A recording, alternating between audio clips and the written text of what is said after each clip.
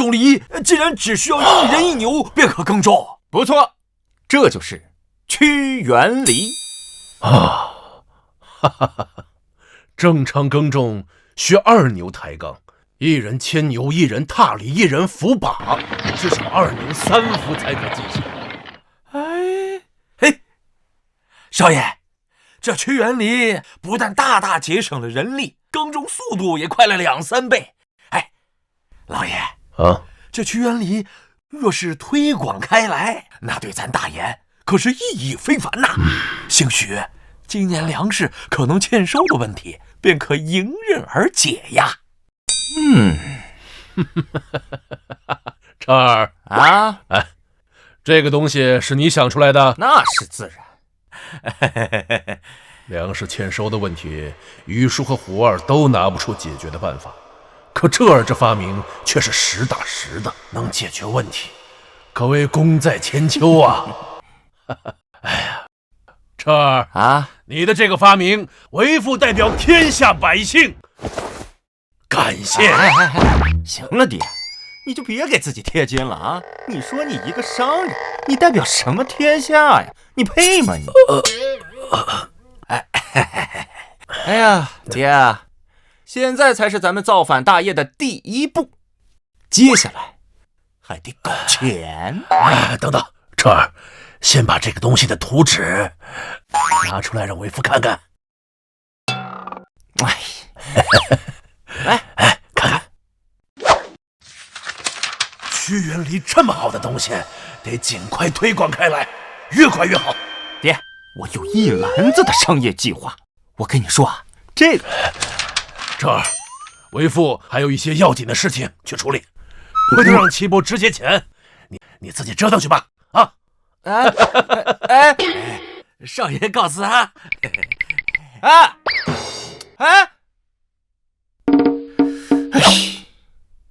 终究还得靠自己。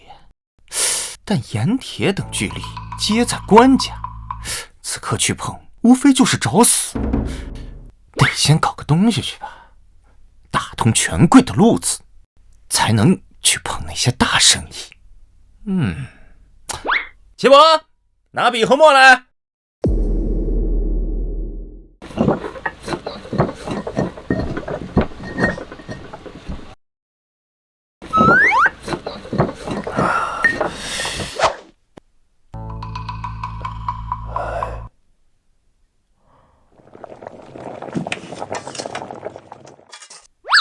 嚼起来！少爷，您这是弄的什么东西啊？又是草木灰，又是油的，这可是好东西啊！记住了，要用牛油和羊油，千万不可用猪油啊！回头啊，再采些花回来，要不同品种的，还有香味大的，把它晒干了，碾碎了，加进去。这东西真能赚钱？齐伯，你呀，多找俩收账的吧，回头啊，我怕你这账啊记不过来。少爷，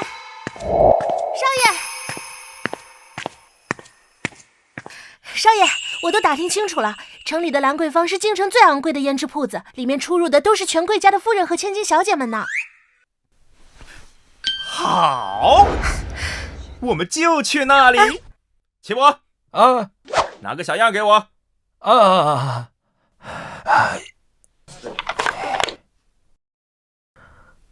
少爷，走，随本少爷出发。齐伯，我交代的事情你要记得办哦。知道了。走。真是的，这少爷不知哪儿来的这么多奇思妙想。这样搞下去，账房要不要多招不知道，这工匠真的是要多招些喽。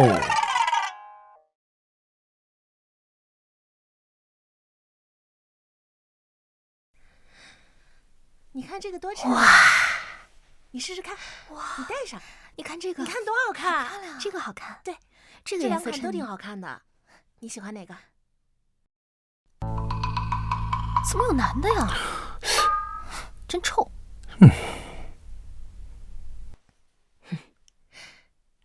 你们先看。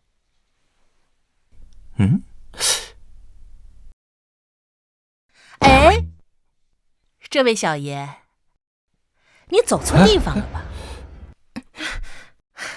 来我们这儿的那都是有身份的夫人小姐们，你这……嘿呦，掌柜的，如果说你现在要赶我走的话，就怕一会儿啊，你不仅得哭着，你还得跪着求我留下来呢。哎呀，你可真会开玩笑！我们这儿卖的呀，那都是女人的玩意儿。你一个大老爷们儿留在这儿干什么呀？赶紧走走走！要是冲撞了我们里边的贵人，你可担待不起。哎，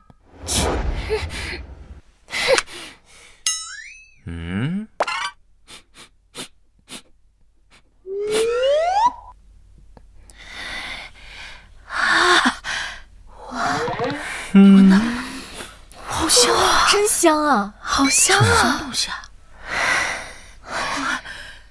比这铺子里什么都香。这是什么东西啊？怎么这么香啊？还这么温润？可惜了啊！看来掌柜的不想跟我们做这单生意，我们只好去找另一家喽。哎呀，公子，别走啊！咱们里边谈啊，里边谈。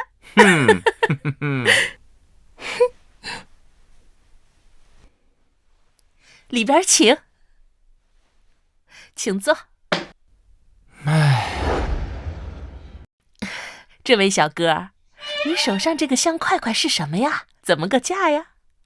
哈哈，这个东西啊，叫琼脂凝香诀，不贵啊，也就10两。10两？我这铺子里最贵的胭脂也才卖20两钱。啊，不愿意啊，那就算了。一支最好的香囊也不过1-2两。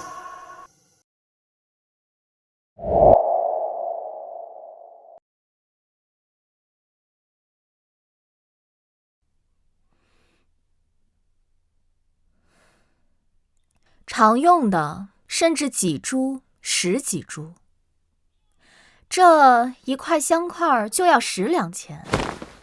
你是当我兰桂坊是冤大头不成？哦，这位是？这是我们兰桂坊的东家孟小姐。少爷是孟家的千金，大燕北军大将军孟博的女儿，大燕上卿孟坚的侄女。不错，是我。所以你打算把这一个小香块卖我10两？正想搭上权贵呢，这一下钓到这么大一条鱼。哈哈，孟小姐，我这可不是像香囊一样只会发出香味的东西。掌柜的，劳驾，打盆水。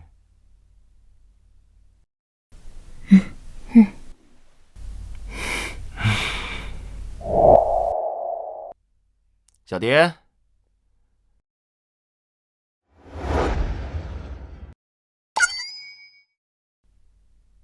展示一下。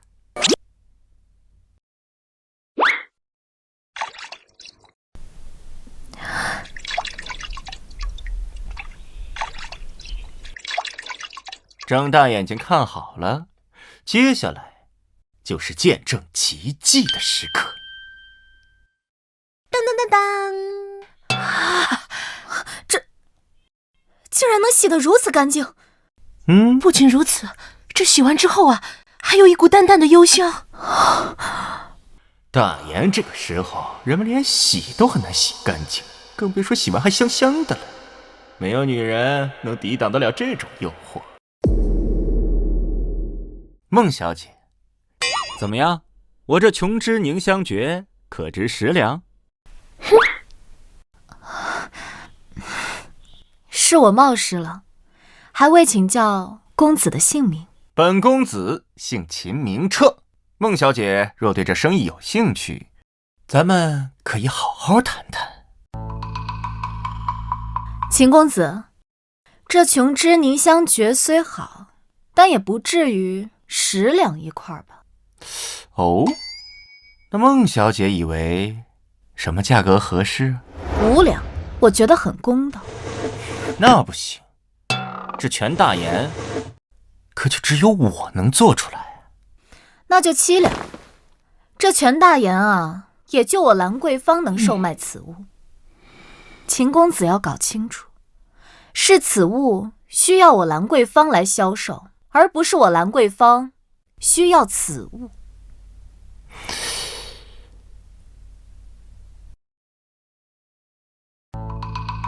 哎，孟小姐果然厉害，7两变7两。不过你们兰桂坊得自己过来取货，而且还得你孟小姐亲自来，给别人我不放心。这没问题。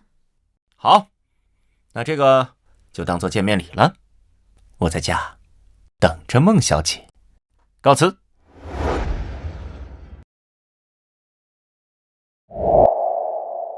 东家，这真是好东西，好宝贝啊！这香味儿，这手感，还能将身上的污秽洗得如此干净。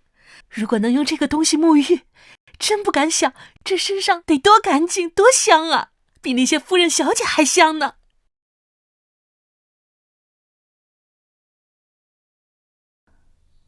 真是个好东西。那秦公子当真是个妙人，竟然能发明出这种神奇的东西。可惜啊，做生意还是稚嫩了些。是此物需要我们兰桂坊来销售，而不是我兰桂坊需要此物。这个孟小姐好生高，少爷，你怎么不再坚持一下呀？哼，就是让他自己觉得是他赢了，这样才容易让他上钩。我懂了，少爷，你一开始的目的就不是为了赚钱。哟呵，小丫头什么时候变得这么聪明了？你是为了勾搭孟小姐，你想把她骗回去当夫人。什么乱七八糟的呀！本公子那是为了能跟权贵建立合作关系，这样以后啊才好做大生意。哦，不过孟小姐这般模样，要是真的许配给本公子的话，嘿，倒也蛮不错的。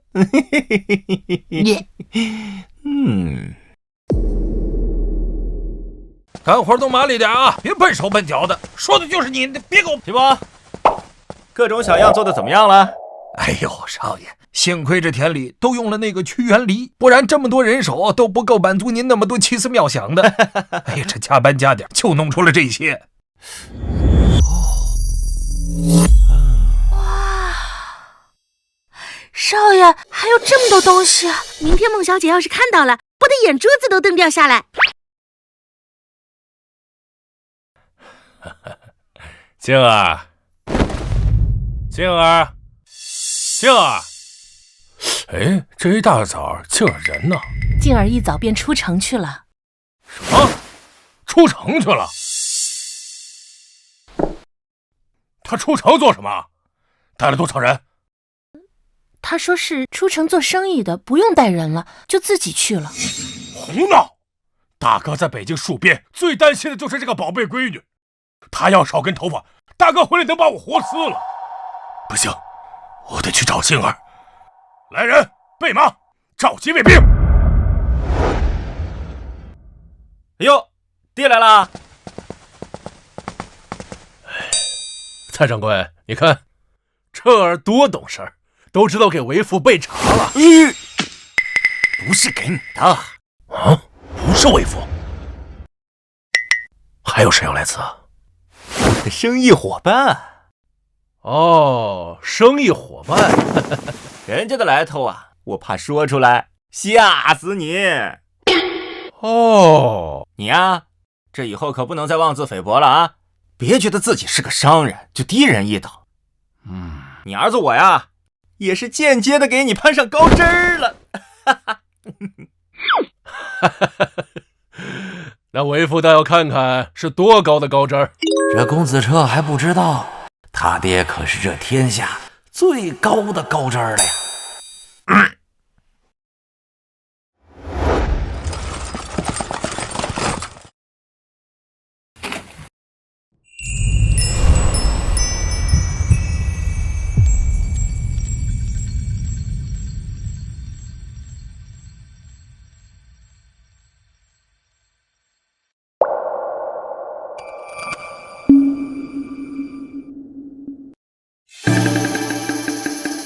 想到秦公子住在这种地方，连套城里的宅子都买不起吗？住这种郊外地方，无妨，我只是跟他做这一笔生意而已。第一次我亲自来一趟，往后便不必了。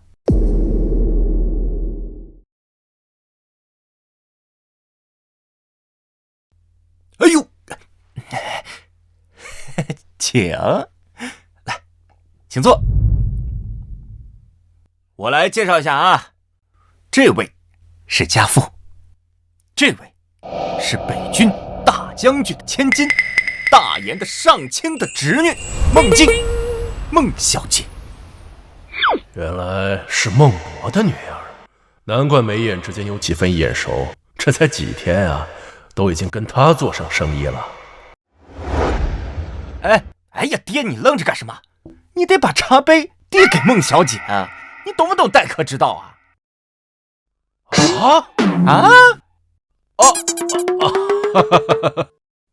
别，老爷，我来。孟小姐啊，请。伯父好。好。不知我家彻儿和孟小姐做的是多大的生意啊？不得，就7、8千两。这么多？虽说经商是小道，但彻儿能在这么2天时间就和孟家女儿做上几千两的生意，也属实不易了。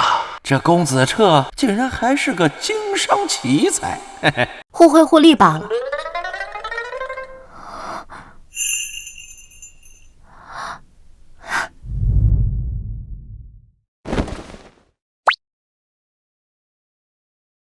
齐伯，你看，我就说孟小姐看到这些，眼睛都得瞪掉下来吧。是，咱家少爷研究女人这玩意儿就是厉害。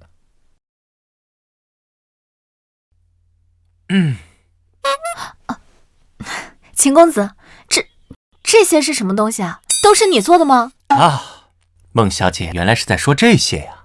好，你看啊，这个呀是兰香润肤膏。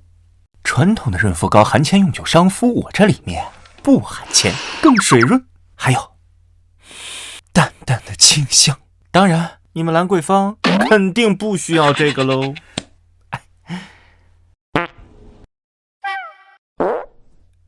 还有这个是蔷薇花露，可为肌肤保湿，还可熏衣，可以点唇。当然，兰桂坊自然也不需要这个。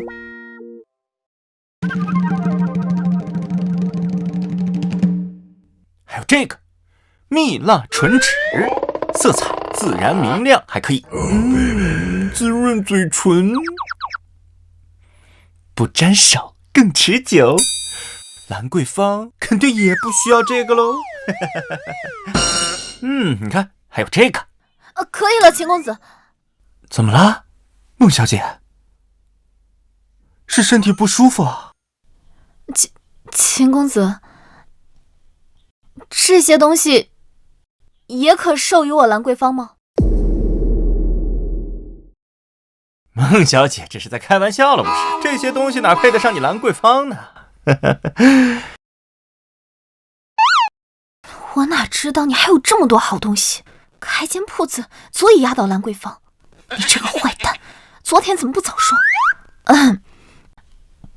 抱歉，秦公子，昨日是我言语不当。啊？你说什么？我听不见呢。我说，抱歉，昨日我不该那么说话，还请秦公子再给我一次机会。这就对了吗？来，那咱们坐下来，好好的谈生意。这小子竟然有几分拿捏人心的本事。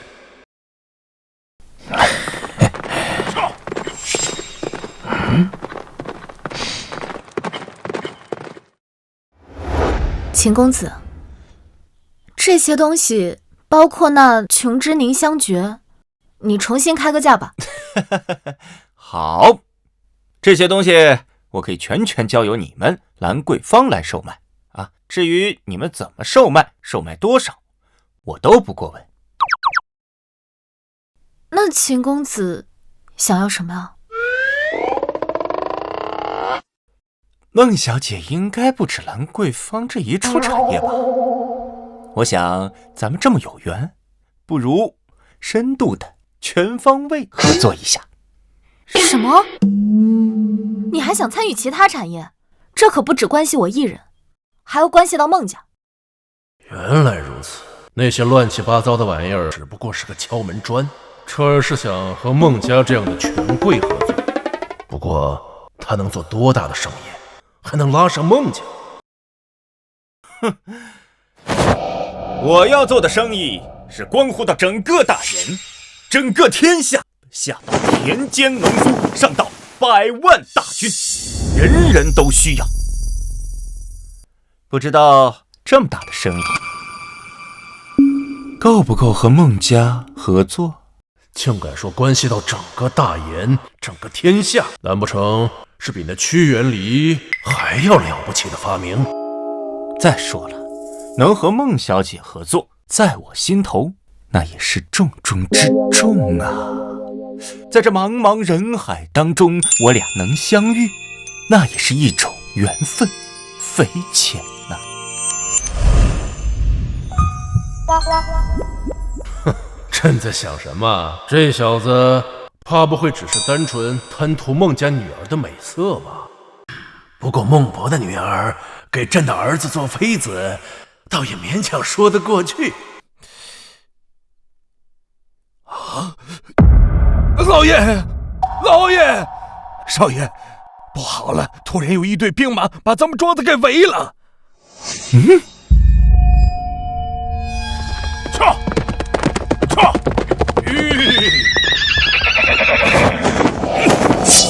大胆小贼，拿命来！完了！怎么突然之间来了这么多兵马？孟家这家伙竟然亲自来了，这是多宝贝他的侄女儿！这下完了，陛下这不暴露了吗？哎，没事儿。爹，你是不是把咱们造反的事情给说出去了？我？哎呀，快走！快！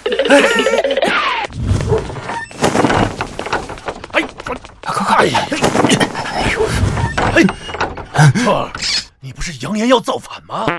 眼下这种局面，你要如何应对啊？啊？那些人看起来只不过也就是府上的一些卫兵，你如果连这都应对不了的话，那大研数10万精锐大军，你就更没办法应对了。彻儿，这下知道了吧？想在朕的大研造反，根本就天方夜谭。以后啊，还是老老实实的学如何安邦治国吧。莫慌，幸好我早有准备，咱们从地道逃走，来日方长。什么？你还挖了地道？废话，咱们都要到造反的人了，这点安全意识还没有吗？哎呀，来，爹，你先。什么？你竟然让为父钻狗洞！哎呀，这都什么时候了，还分什么狗洞不狗洞的？你放心，将来当了皇帝，没人敢提这茬啊！再说，祖龙当年还被人家撵着跑呢，你看有人提起过吗？哎呀，快点，狗都不钻！你小贼，拿命来！小贼，拿命来！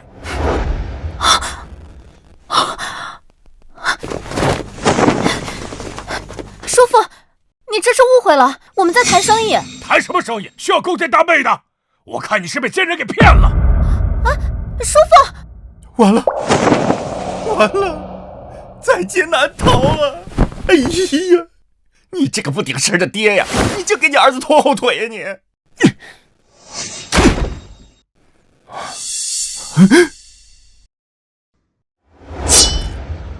小子，你的命我要定了，天王老子也留不住！我说的，是他，我举报，全都是他的主意。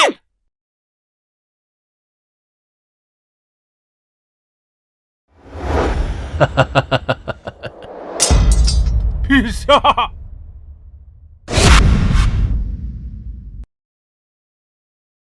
完了！陛下，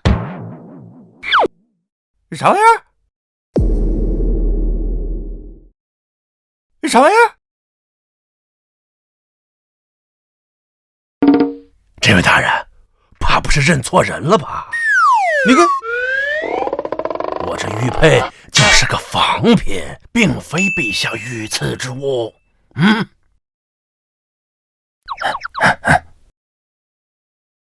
陛下，这是什么意思？不愿暴露身份？是我情急之下看错了。这绝非是陛下御赐的那款。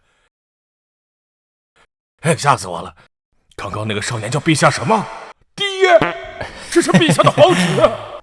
这怎么没见过呢？私生子！完了，刚刚我是不是说这小子的命我要定了来着？原来是把爹身上的玉佩当成了始皇帝的御赐之物啊！叔父，你误会了，我确实与这位秦公子在谈生意。谈，一定谈，好好谈，必须得谈成啊！哎呦，还好是孟坚啊，反应快。万一是孟博那个莽夫回来，怕是没那么好收场了呀。那个孟大人，那咱就别在这柴房待着了，不如出去谈如何？好，出去，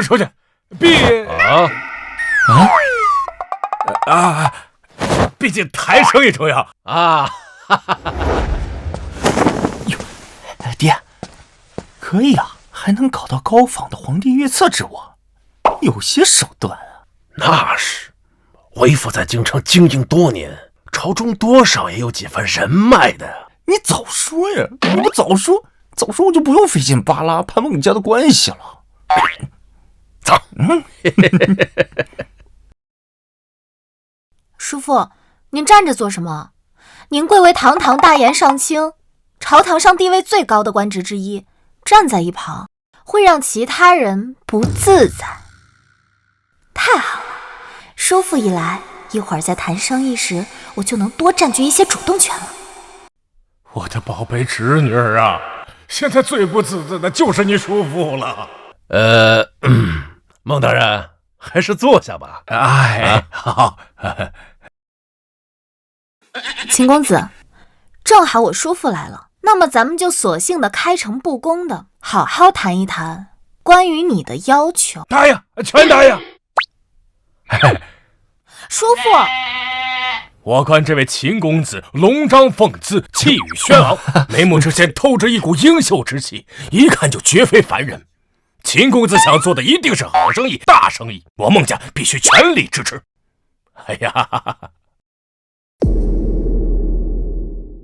叔父，你这哪有你这么谈生意的？哎呀，孟大人，你真是的，刚见面就说什么大实话呀！我以为呀，我和孟小姐是有缘，没想到和孟大人更是一见如故啊！我家今儿能认识秦公子，是他的福分啊！就是不知道秦公子要做什么生意啊？炼铁。秦公子，私下冶炼生铁，那可是违反大言律法的重罪。哎呀，即便你拉上孟家，也不敢做此等逾矩之事。这炼铁确实是事关民生军事的大生意，可是这生铁冶炼，陛下向来管得严，就连朝中2位皇子都不许去碰这个。此时这位公子提出来，是陛下的意思？这陛下也不给个暗示啊，这我该怎么接呀？我要炼的可不是大言的那种生铁，不是生铁就好。快铁本就可以民间冶炼，质量低劣，只能做些农具家具。想做这生意倒是无妨。好说好说，公子需要我孟家如何配合？哎呀，我这虽说呀炼的不是生铁，但是啊，孟大人你也知道，大言对于此事还是比较敏感的。若是没有任何背景的话，怕是不太好推进呢。简单，待到公子售卖之时，我孟家大可为公子背书。哎呀，孟大人大义呀！有孟家背书，一定顺利，到时候利润5分账。秦公子，我孟家冒此风险，5成不合适吧？不合适，绝对不合适，19分，必须19分。叔父，9成，太过分了吧？我孟家只要1成，1成，给多罗跟你急啊！哎呀，孟大人，你真的是大义大义啊！就这么说定了啊！好，在下还有些事情要处理，就带静儿先走了。秦公子，后续有任何需要，直接找静儿就好。告辞。哎呀，走了。孟大人，慢走啊！哎呀，这孟家兄弟不愧都是肱骨之臣呢，就是讲道理。哎呀，好了，这儿那为父便先走了。你和孟家搭上线，有些人情世故，为父也要去打点一下。哎呦，爹都知道给儿分忧了，儿很欣慰呀。这茶不错。哎呀，齐伯，来了。少爷，先前我让工匠搭的那个炉子和风箱怎么样了？少爷，现在已经可以开炉炼铁了啊！但是那炉子看上去奇奇怪怪的，从来没见过用那种炉子炼块铁呀。谁说我要炼块铁了？那种低质量铁只配打农具啥的，我炼那玩意儿干啥？本少爷炼的可不是一般的铁，特殊的铁，那叫什么？手铁，或者可以叫钢。哎呀，陛下，今日真的是好险呐！没想到牵扯到那宝贝侄女，就连孟坚这般沉稳性子，今日都如此的莽撞了啊！孟家世代武将又都是儿子，好不容易出了孟静这么个女儿，可不宝贝的不得了吗？说起来，陛下今日为何不与那公子彻摊牌呀？公子彻如此聪慧，不如早些带回京中，也好为陛下分忧啊。还不是时候啊！这臭小子虽然聪慧，懂得拿捏人心，借势发挥，可朝堂之上哪有这么简单啊？况且他从未学过治国理政之术，还是嫩了些。还是陛下高瞻远瞩啊！看来是时候该为他寻一位良师了。你觉得李廷成如何？啊？不是，全凭陛下定夺。李廷成可是大燕丞相，公子彻如今和孟家建立了关系，陛下又让李廷成给他当老师，陛下不会是想培养公子彻为太子吧？叔父，你今天究竟怎么回事？为何对那秦彻这般优待？静儿啊，你跟叔父说说，你觉得那位秦公子怎么样？叔父，您这是什么意思啊？一个无权无势的商贾之子，却能让静儿主动去那城郊与他谈生意，还懂得借我孟家之势，足见其本事。再说卖相也不错，算得上仪表堂堂。再说静儿，你这岁数也不小了。叔父，你莫要胡说。杏儿虽然不在乎未来夫君是何出身，但一定得是对大言、对百姓是有用之人。哎呀，你说这个干嘛呀？哎呀，夫君早上怒气冲冲的出门，我还担心要出什么事，怎么一回来提起静儿的事情了？此话我说与你听，你切莫告知任何人。今日谈生意的对象，乃是陛下养在宫外的龙子。什么？小声点。依我看，这陛下对这位皇子怕是还颇为上心呢。如今太子之位悬而未决，朝中都在猜测，陛下对宫中的2位皇子都有些不满，所以……那难道说，陛下是想……慎言啊！此事最终还是要看陛下的意思。那怎么才能知道陛下的意思呢？我毕竟是个文臣，而大哥那可是实实在在手握30万兵权呀。如果有一天陛下有意让大哥也与他亲近的话，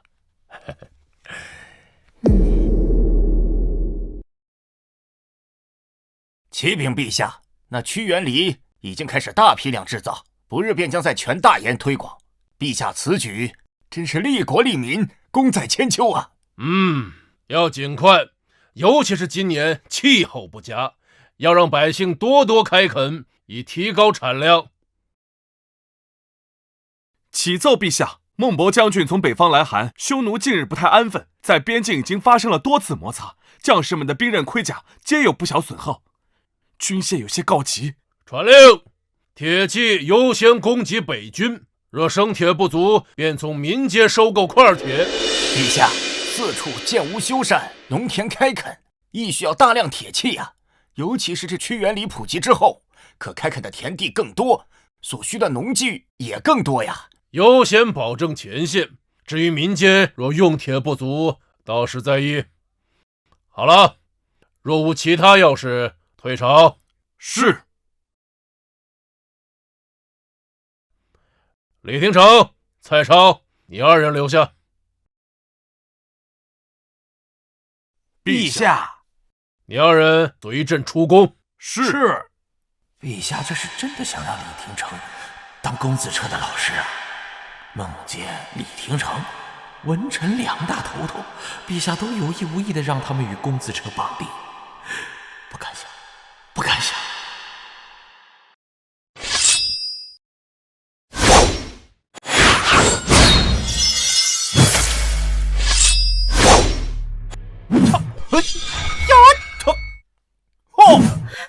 哇，少爷好棒，少爷好帅，少爷好厉害！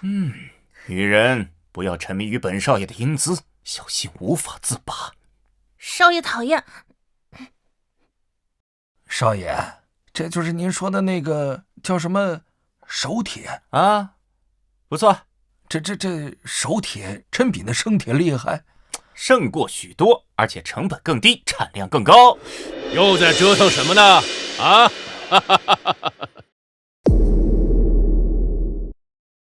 嘿嘿，爹，你来啦！啊，哎，这位是？这是为父的朋友，你叫李叔便是。你不是要干大事吗？不得多找几个信得过的帮手啊！这位公子的样貌与陛下有6、7分相似，还叫陛下爹，难道是陛下养在宫外的私生子？哎，对，需要帮手吗？李叔啊，这李叔看起来相貌堂堂，一表人才呀，对我们造反大业一定大有注意。公子过誉，造反？小点声，生怕别人听不到啊！来，这边坐。陛下的私生子要带陛下造反，这，陛下在打什么主意啊？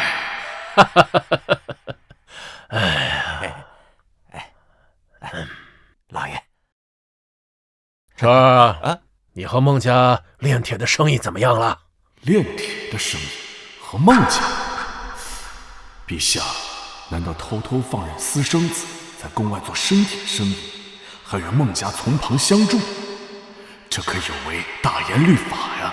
陛下怎么会做这种事儿？啊，还不错啊，摸索了一段时间，也就废了一点矿啊，但是没关系，已经步入正轨了，马上就要开始扩大规模。虽然说是块铁，但确实是民生所需，规模扩大一些也无妨啊。哦，原来只是块铁。如今北疆战事缺铁，百姓开垦也缺铁，多炼些块铁，倒确实是好事。啊，块铁？我炼那破玩意儿干啥呀？那你是？哎，别急啊，但是也不是生铁。那是何物？看看，这就是我要炼的手铁。手铁？敢问公子，这与生铁何异呀？哎呦，那你们可要看好喽。启伯，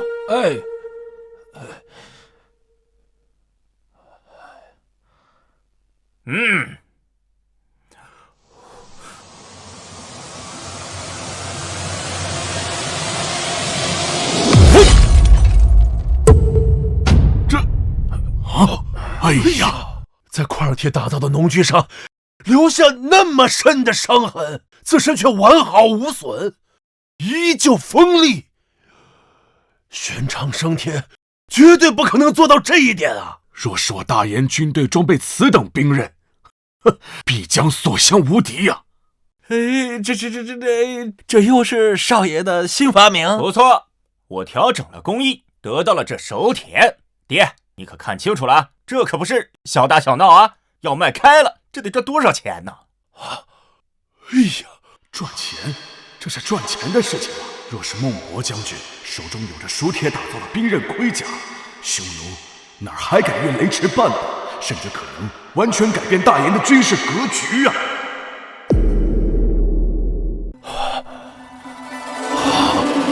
好啊！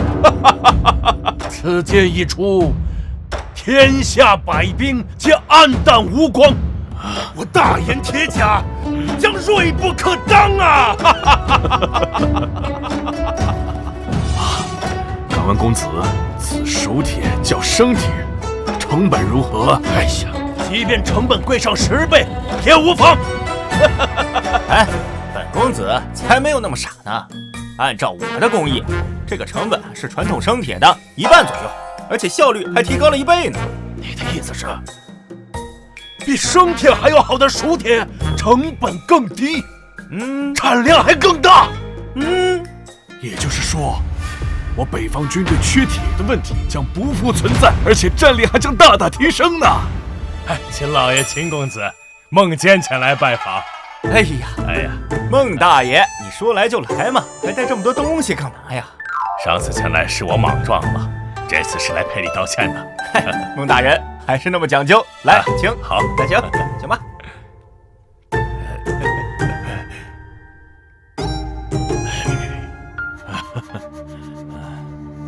陛下这次连李丞相都带来了，足见其对这位公子车的重视。哎呀，孟小姐，几日不见，有没有想我呀？我想你做甚？叔父不知中了什么邪，为何要如此看重这个小子，非要拉着我来？我承认他有些才华，也挺好看，但比之那种能发明出屈原离的青年才俊，还是差了许多。什么？你说秦公子发明的这熟铁，硬度韧性都强过生铁许多，成本还只有生铁1半，这可是改变大燕天下格局的大好事啊，是天下百姓之幸啊！静儿，你看，秦公子要做的是比生铁还强、成本更低、产量更大的熟铁，这何止是生意，这是关乎国运的大事啊！若你爹的北军将士能配上如此兵刃，匈奴何足惧哉？这炼制熟铁的制法，当真是你发明的？不然呢？这儿，你不妨带上孟小姐去你炼制熟铁的地方看一看。那行，你们先坐着。哎，孟大人，要不要一起去看看呀？不了，你们年轻人去就好。孟小姐。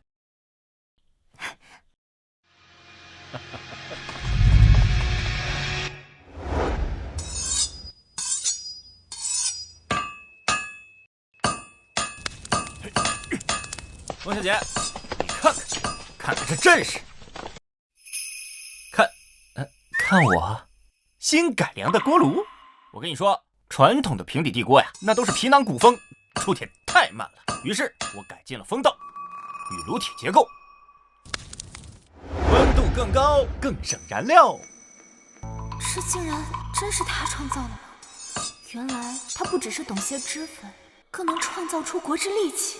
难怪叔父这般看重这熟铁，对我大燕的意义的确不亚于屈原离啊！怎么了，孟小姐？这么盯着我的绝世容颜看，小心你会深深的爱上我。这混蛋才华了得，可太不正经了！恭喜陛下，贺喜陛下！公子车有如此才华，乃是陛下的鸿福，天佑我大燕啊！孟大人，您可能有所不知啊，那屈原离也是公子车所创。什么？陛下所提到的青年才俊，居然是公子彻，真是天人降世，兴我大言，太好了！只是陛下为何不把公子彻接回宫中，以辅朝政呢？朕这彻儿自幼患病，朕担心朝堂中的纷扰惊扰了他，所以打小就把他送到宫外抚养。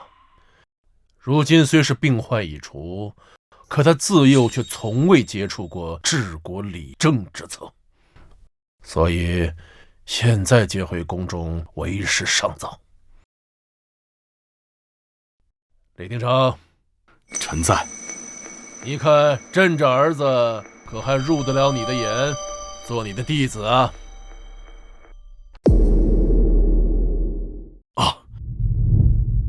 陛下，公子彻才华卓绝，臣惶恐怕难担此重任呢。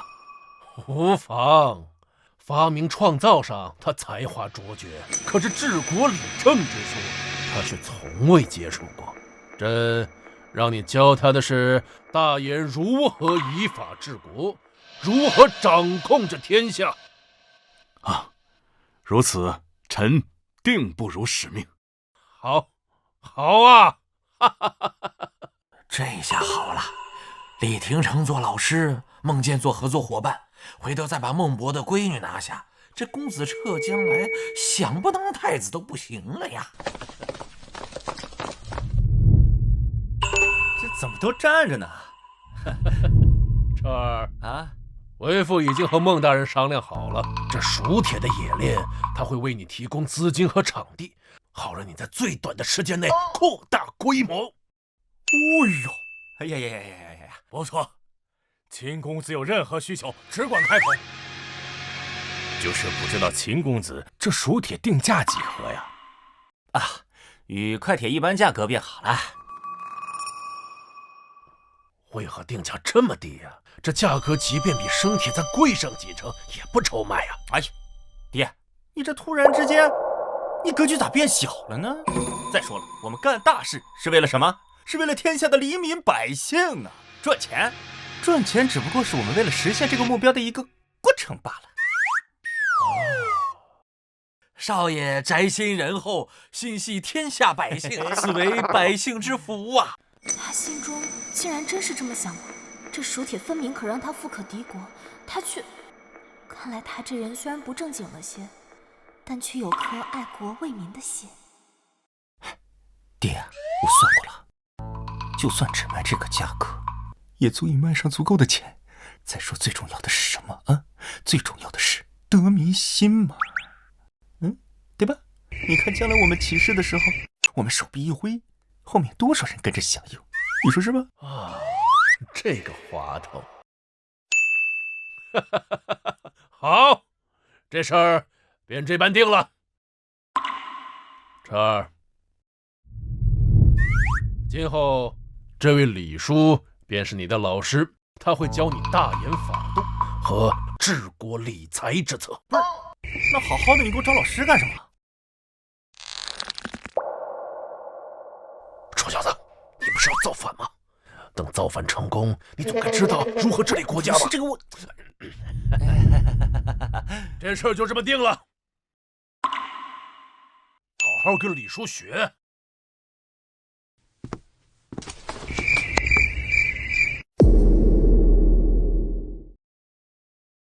公子彻幼年失教，根基薄弱，本相得从最基础的教起。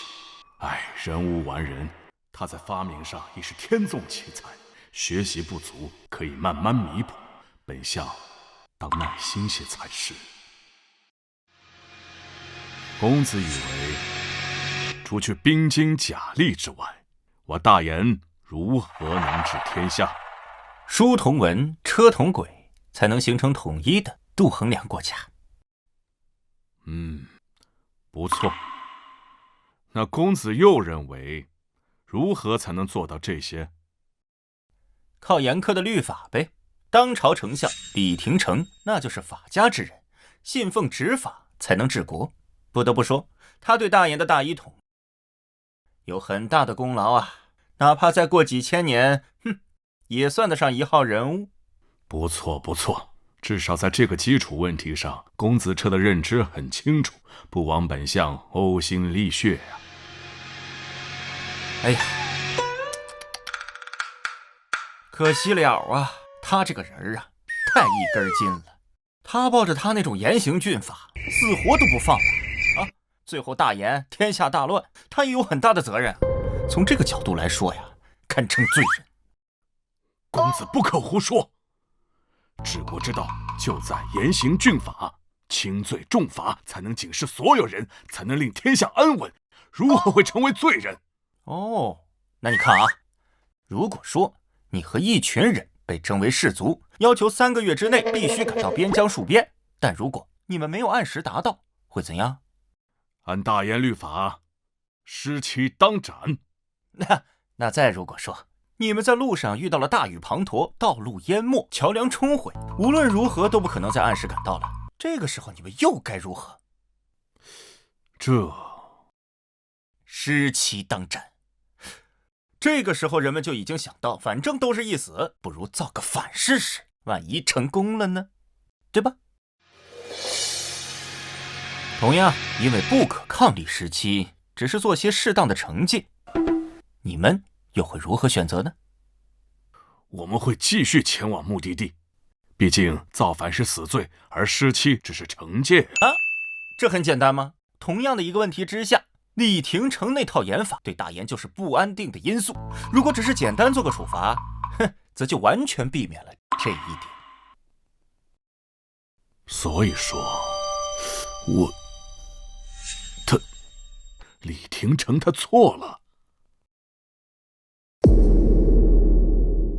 陛下，公子车的熟铁冶炼正全力推进，估计3个月内产量便可达到大冶炼铁产量的1成。首批熟铁已经送往北军，孟博将军赞不绝口。最近跟匈奴交锋，连战连捷。不错，孟家所有投入倒是都由国库来出，继续加大力度。陛下，公子彻实乃天纵之才呀！现如今也有李丞相亲自教导，不日定会成为陛下得力的助手啊！李廷成才学渊博，对大研各项制度的设计与推行都参与很深，相信有他的教导，彻儿一定能学到很多。彻儿啊彻儿，待李廷成教导你后，你便明白，大研一统天下，靠的绝非仅是兵家之力。到时候，你那所谓造反的念头，自会烟消云散。蔡超，臣在。朕还有些事情要处理，你替朕去看看，彻儿跟着李廷成学的到底怎么样了？是。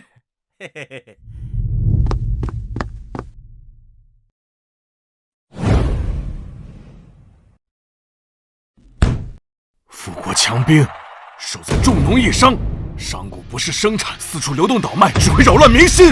哎呀，你说这要是没有商贾，这商品怎么流通啊？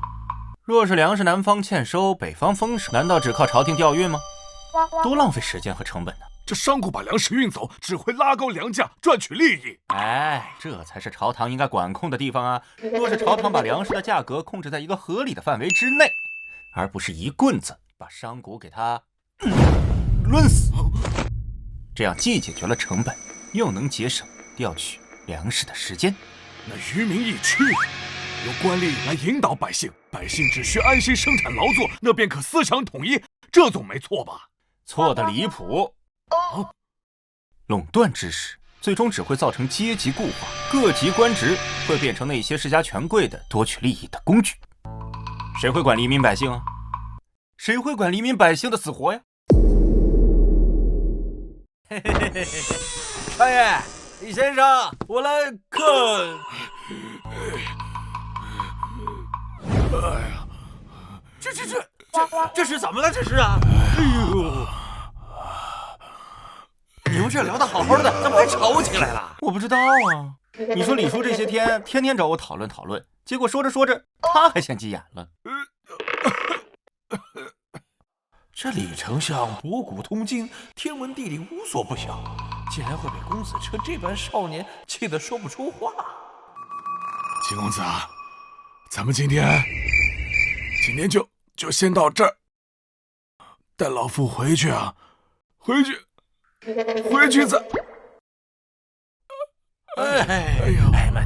慢点儿！哎，少爷您先待着，我先送他回去啊。哎呀，该说不说，这李叔肚子里墨水不少，就是太一根筋了。我若是把他的思想给扭过来的话，对我造反大业那也是一大注意呀。不能放弃这个学生。哎呀，李丞相，你说这是怎么回事啊？陛下让你好好的教导公子车，这教着怎么还急眼了呢？哎呀，本校自负也是饱读经典，也教过许多学生，有聪明伶俐的，也有冥顽不灵的。可这公子彻，却是第一个让本相感到哑口无言的呀！公子彻这些思想，乍听之下简直离经叛道，可细细想来，却又不无道理。或许我大言的律法，真的应该好好再斟酌斟酌。不行，明日还得去向公子请教。竟把李丞相气得无言，可惜了，公子彻的聪明才智，终究不在这治国之术上。只是我该怎么跟陛下说呢？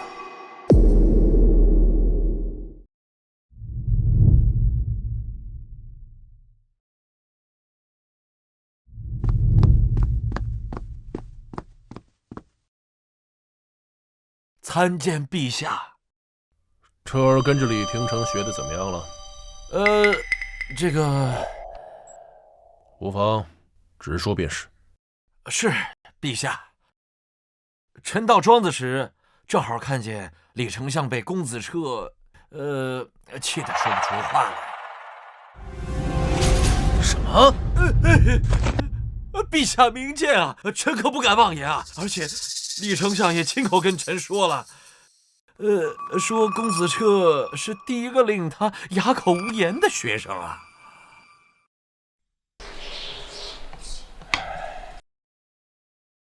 即便是当初教导胡二时，李廷成也从未有如此不堪的评价呀。陛下，公子彻有这2项发明，已经是天纵之才，名垂青史了。其他方面不是那么精通，也无可厚非呀。这终究只是凡人，是朕对他的期望值太高了。罢了，待得空，朕亲自去看看他。若真不行，便让李廷成不要浪费这个时间了。经济基础决定上层建筑，生产力决定生产关系，科学技术是第一生产力。怎么样，李叔，可有所参悟了？我似有所悟啊。不错呀。哎呀，你知道吗？你是我见过所有大言人当中，你的悟性算为上佳的了。公子彻竟如此高瞻远瞩，他根本就不是什么小打小闹，而是站在极高处，以大格局统筹整个大研。这份眼光之长远，怕是陛下都逊色3分呐。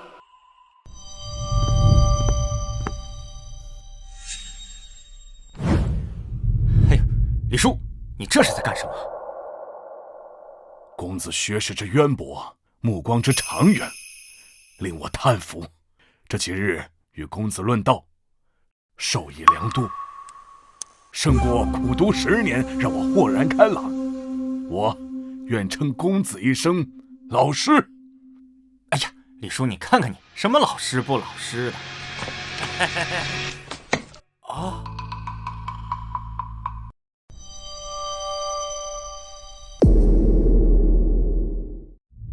哎呀，李叔，你看看你，什么老师不老师的呀？你是要跟我父子共谋大业的伙伴，搞那么客气干什么？我跟你说，等大业成了以后，你就是现在当今的丞相。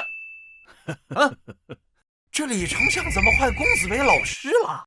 这李廷成是被气昏了头，开始胡言乱语了。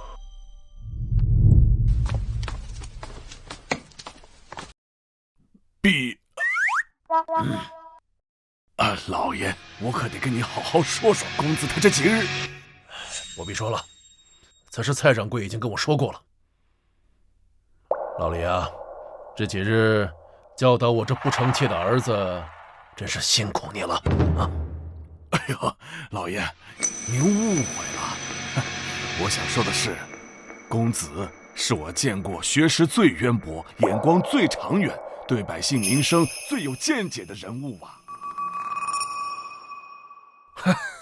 老李啊，你可不要应付我啊！哎呀，老爷，我怎么会应付您呢？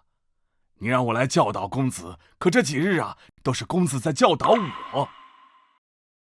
哎呀，所以啊，我心甘情愿叫公子一声老师。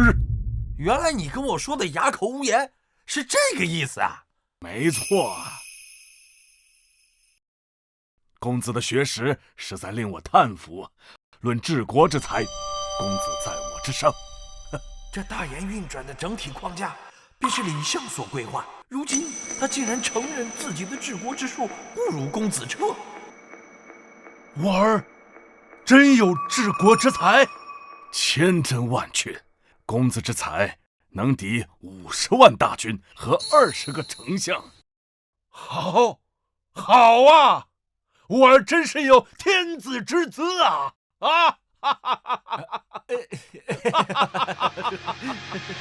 哎，爹，你是不是下定决心要造反呀？啊？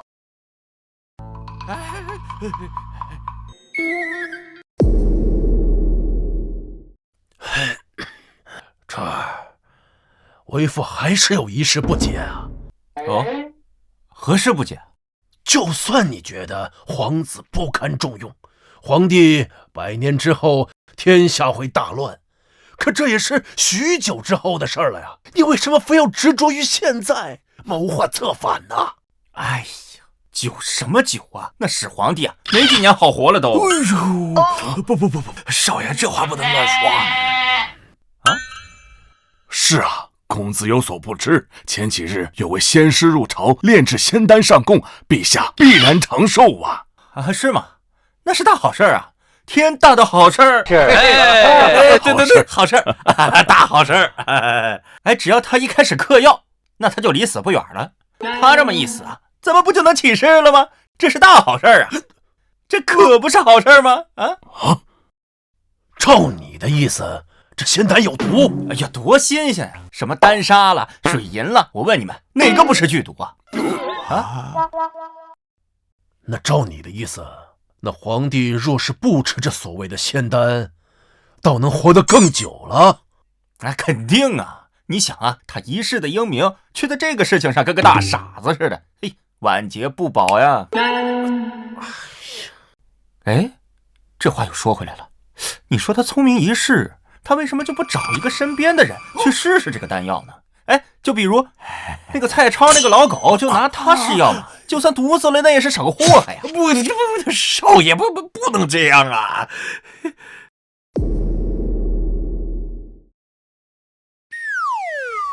我说你们这怎么都紧张兮兮的？那刚才蔡掌柜不都说了吗？那是好事儿啊！不，我没有，我不是那意思。这儿啊，就算是皇帝不在了，可大燕的10万精锐还在呀。即便是皇子再不济，可他手中握有军权啊！你凭什么反呢？哎呦，你真不愧是我亲爹呀！你这说话果然一针见血啊！哟，这个就是我下一步的计划。计划？什么意思啊？我问你们啊，做天下需要什么？民心、军心。得民心的办法，我自然有很多，但是得军心的话，我只能上阵杀敌，去立功了。公子是说你要进入军队？李叔，还就属你最聪明。我跟你说，这丞相之位非你莫属啊！你这是要入伍啊？哎呀，老爹，这话说的，我总不能让你老胳膊老腿上去吧？你就放心啊，我到了军队，立了军功，皇帝那一嘎嘣，让整个军队不都是咱们的了吗？这似乎不错啊。毕竟车儿再有才能，在朝中无势力支撑，若是能在军中降以为王，以后立其为储君便方便不少。行吧，那为父就去走动走动，看能否把你安排入军中。不错，不错，老爹你呀，总算是上了点心了啊！不枉为我呀，这么提携你。臭小子，等着吧。少爷，那您这样，我们先走了。老爷慢点啊！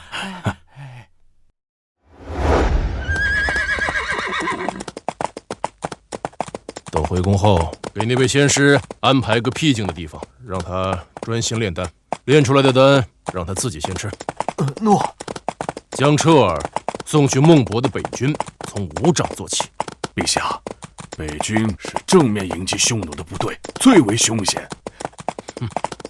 朕的儿子要想做这天下，就得经得起这番磨练。朕倒想看看他在军中又能表现如何。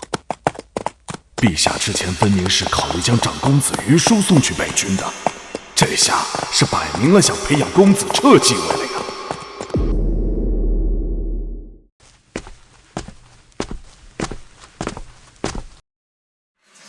这些时日，陛下和老师似乎时常出宫，不知是去了哪里。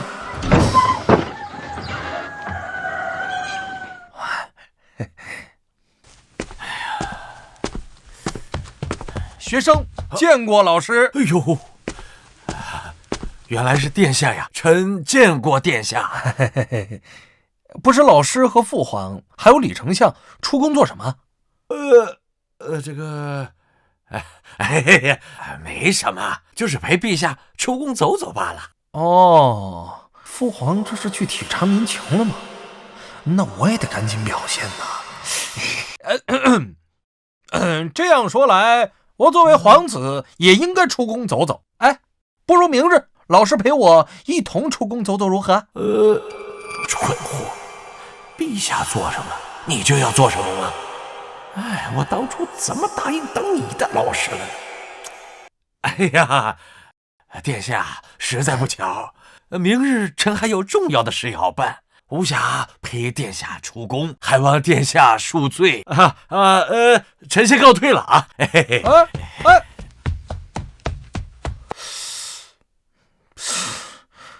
怎么最近老师似乎对我疏远了很多？哎，算了，不管了。既然父皇时常出宫走走，那我也出宫走走，这总该没错吧？我怎么这么聪明啊？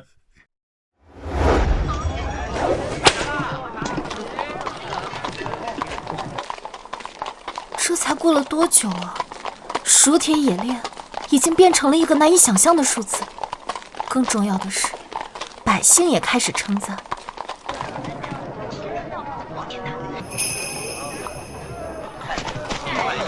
叔父告诉我，就连那屈原离竟然也是那家伙发明的。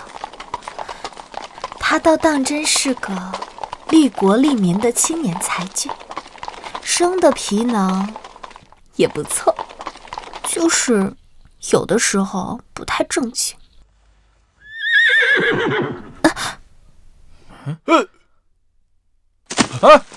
大胆！何人敢来孟家马车？车上可是孟家小姐。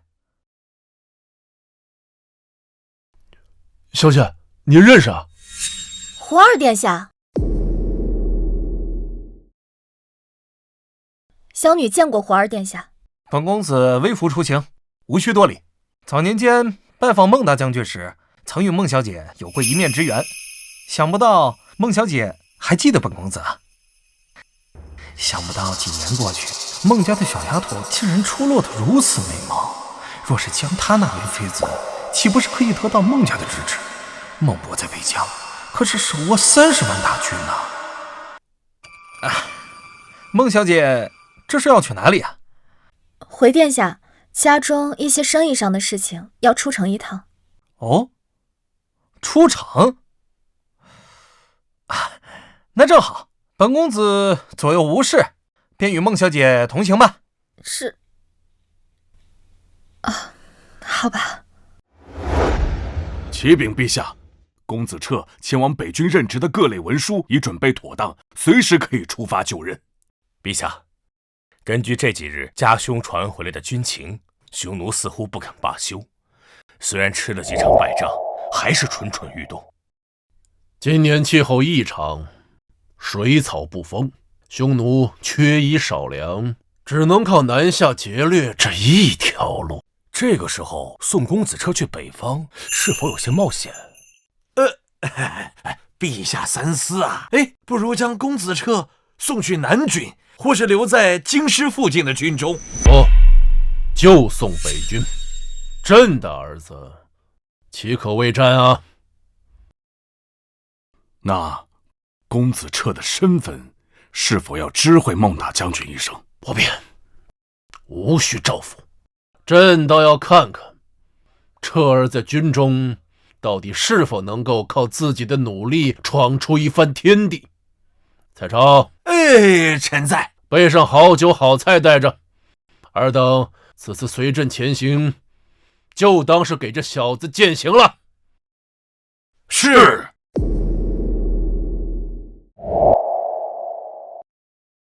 少爷，您真的要去参军啊？是啊。可是当兵好危险呢，少爷，您万一要是……你就放心吧啊，本少爷哪有那么容易死的？你就乖乖的等着本少爷凯旋而归啊！是孟小姐。孟小姐来了，正好，我要跟她说一下不日便入伍的事情。收起来。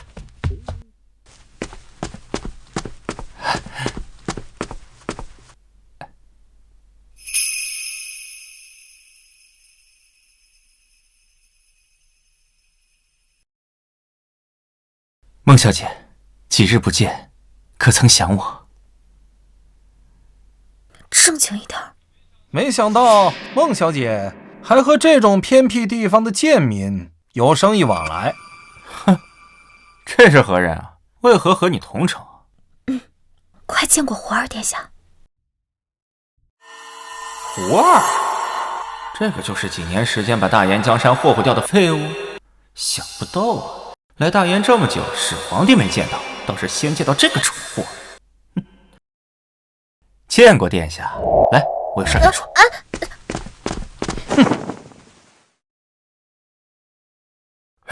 这不是俊儿的马车吗？他身后跟着的是谁？竟敢与他同城？孟大人是不是又怕你孟家的千金宝贝被人哄骗了呀？哎呀，香雪是孟小姐的朋友，孟大人无需焦虑啊！我怎么不记得静儿有什么可以跟他同城的异性朋友啊？大概也就公子彻可以。去看看便知。好。过些日子我可能就要去。孟小姐这般千金，怎么会来这种简陋粗鄙之处？我这地方简陋，殿下又何必屈尊来此？大胆！作为一个平民，对我应当行跪拜之礼。现如今不仅不跪，还出言不逊。吾若当场杀了你，你也说不得什么。殿下息怒，他不懂礼法，小女代他向殿下赔罪，还请殿下恕罪。哼，孟小姐，像这种身份低微之人，怎么有值得你亲自前来的生意啊？以本皇子看，你一定是被这个歹人给骗了。来人，把他给我抓了，我得好好审一审。殿下明鉴，此人乃是发明屈原离与书帖演练之法之人，其与孟家的合作更是叔父亲自前来敲定的，绝非什么歹人。什么？这是他发明的？千真万确。这段时间，父皇天天夸耀这两个发明，甚至还不止一次用这个来敲打我，竟然是这个低贱的小子弄出来的。就算如此，那也是个低贱的乡野村夫，本皇子的身份比他高贵千万倍。无论如何，对大燕皇子不敬，罪不可恕，也得给我抓起来！我看谁敢动秦公子！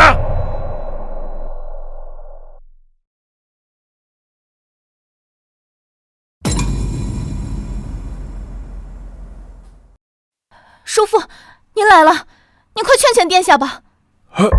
殿下，殿下，你们怎么会在此啊？父皇，父皇！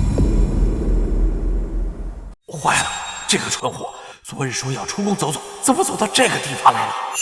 以胡二殿下的性子，若是知道陛下在宫外还有一位皇子，怕是要不得安生了。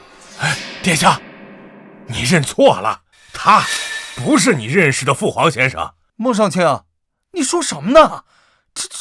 这不是父皇吗？蠢货，这么明显的暗示都看不懂吗？他只是跟宫里的父皇先生长得很像。殿下，您再仔细看看啊！看看。你们这是？殿下，这父皇这意思是不愿意暴露身份？怎么样，殿下？你看清楚了吗？哎呀，确实是我认错人了，是我认错了。我是这庄子的主人，不知殿下为何在此处啊？我正好出宫走走，体察民情，路上恰巧碰到孟小姐，和她同行至此了。父皇说什么？他是这庄子的主人？难道是因为那个小子？中车府令、丞相、上卿，大燕朝堂上几乎最顶层的人物都来了。这小子只是发明了那两样东西，就能被如此看重？那不知殿下体察完了吗？殿下那么大的威风，我这乡野偏僻之处承受不住啊！我这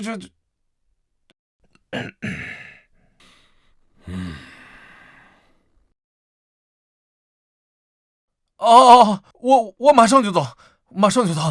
哎呀！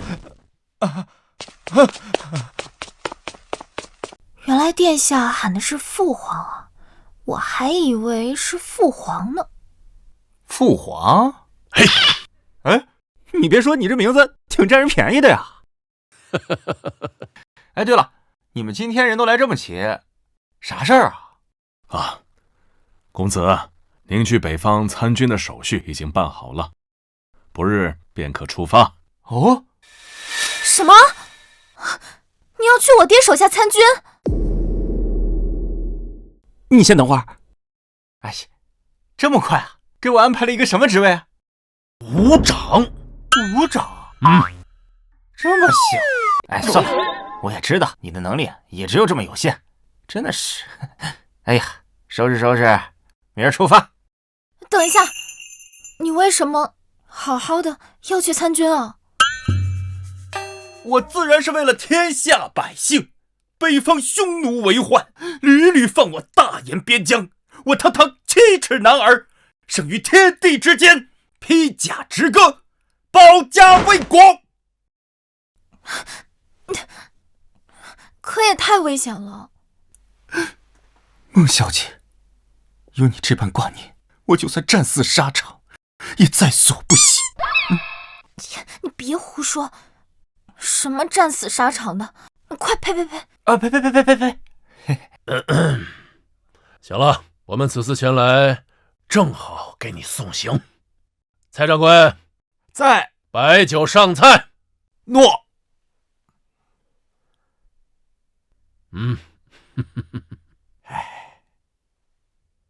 等一下，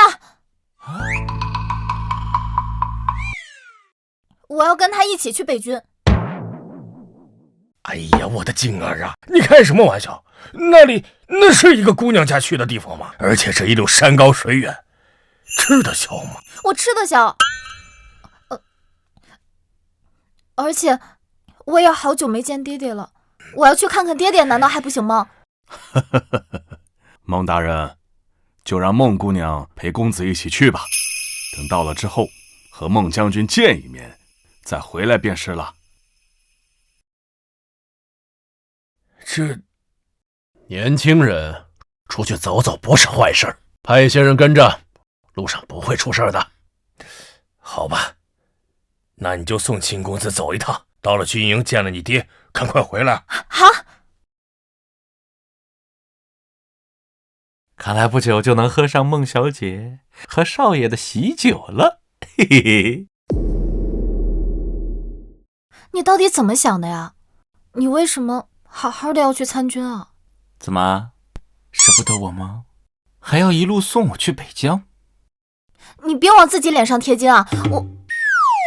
我就是想去看看爹爹。哼，那正好，我呀有一样东西要交给你爹，到时候你要帮我引荐一下，省得我去费力找他。你有东西要交给我爹啊？什么东西啊？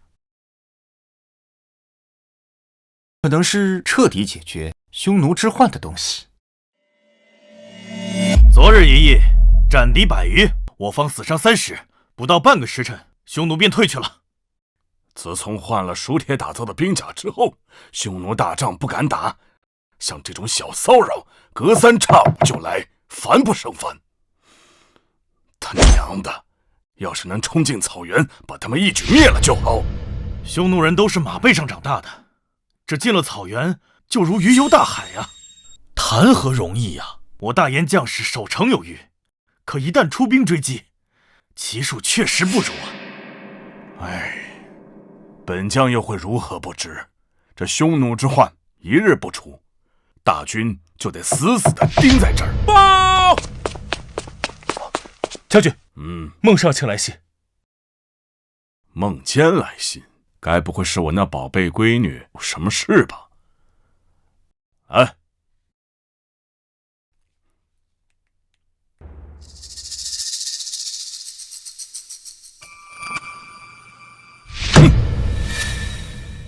静儿那丫头跑到北疆来做事，这是她该来的地方吗？将军的千金为何来此地？这是为何呀？哼，说是要送个刚入伍的小子，哼，本将倒是要好好看看，是哪个鳖孙害得老子宝贝闺女千里迢迢的跑一趟。于叔和胡儿最近在做什么呀？回陛下，公子于叔依旧与一般一样，还是读书学习，而公子胡儿最近似乎迷恋了微服出宫，在外还与人起了几次冲突啊，好在事情都没有闹大。还有就是别吞吞吐吐的，有话就说。是陛下，胡儿殿下最近时常往孟府跑，说是钦佩孟大将军为国戍边，还以此为由送了孟府上下许多东西。哼，拙劣！他若真是钦佩，为何不说去军中历练一番呢？大言的天下是陛下亲手打下来的，陛下自然看重在行伍中历练。只可惜宫中这2位皇子都悟不到这一点，反倒是公子彻主动提出。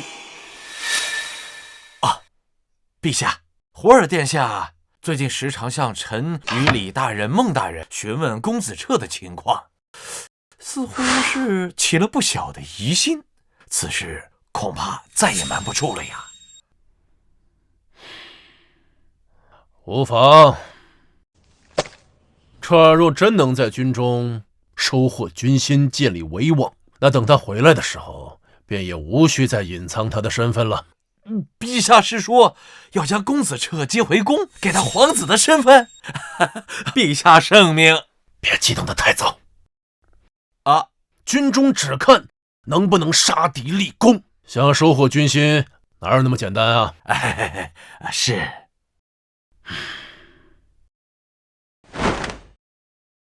算算日子，彻儿他们应该快到北疆了吧？回陛下，如果顺利的话，应该就在这几日。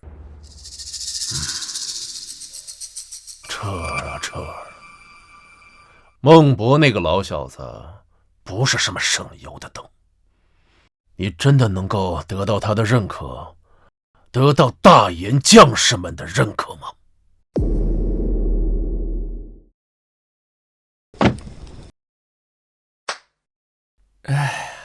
这里就是北疆，父亲和30万大军就是在这样荒凉的地方与匈奴斗争的吗？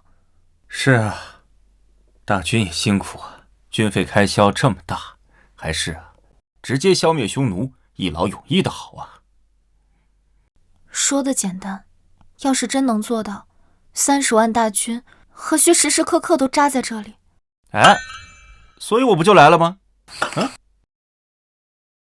这就是你说要交给爹的东西啊？究竟是什么？这个呀，是我们庄子里打造的东西，里面有马鞍呀、马蹄呀，各种。静儿，哎呀，静儿，我的静儿，爹，静儿，我的静儿啊！哎呦，爹，哎呀，静儿可想死爹了，快给爹看看瘦了没有啊！爹，我都想死你了，你都好久没有回过家了，静儿都怕爹忘了静儿的模样了。这怎么可能？爹就是忘了全天下，那也不能忘了我的静儿啊！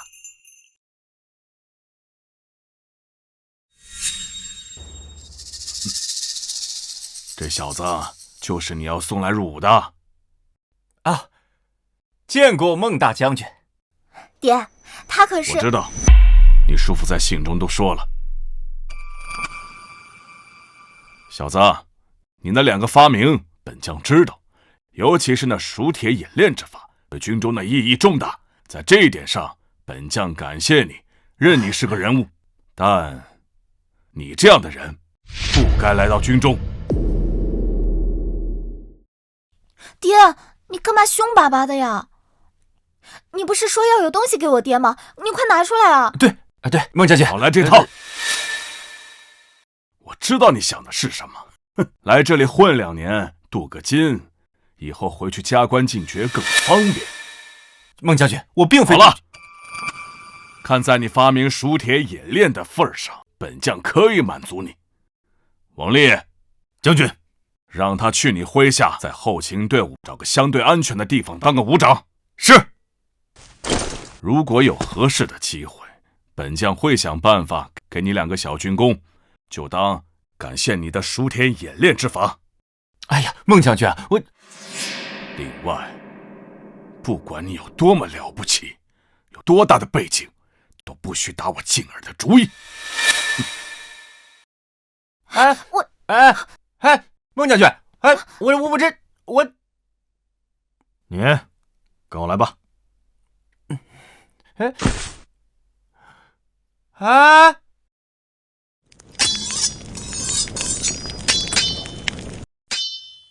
你确定要到这负责锻造的地方来吗？就这儿吧。行啊，小子，你倒是挑了个好地方啊！这个地方连匈奴的影子都看不到，是个镀金的好地方。走啊！都停一下！王校尉，您怎么亲自来了？还带了个娃娃来了。这是你们的新伍长，都互相认识一下吧。我还有事，先走了。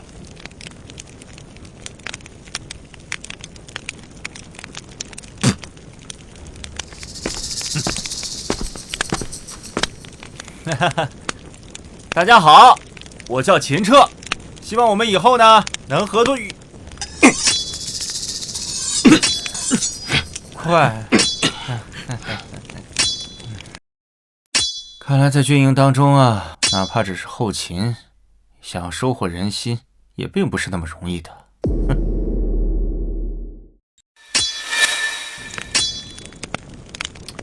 哎，你这炼制的方法不对啊，温度还差一点。是你懂炼铁之法，还是我懂炼铁之法？哪家的小娃娃过来镀金的吧？可惜挑错地方了。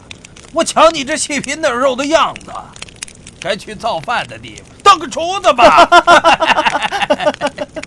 小子，我不管你是什么背景，就别指望我们会听你的。既然你是来镀金的，咱们就井水不犯河水，省得到时候场面难堪。这手铁冶炼之法，首先要让炉内的温度保持到1200度到1300度之间，而且待生铁加热到半熔融状态时，要接着拿个铁锯进行搅拌一下。你这个温度还差了一点。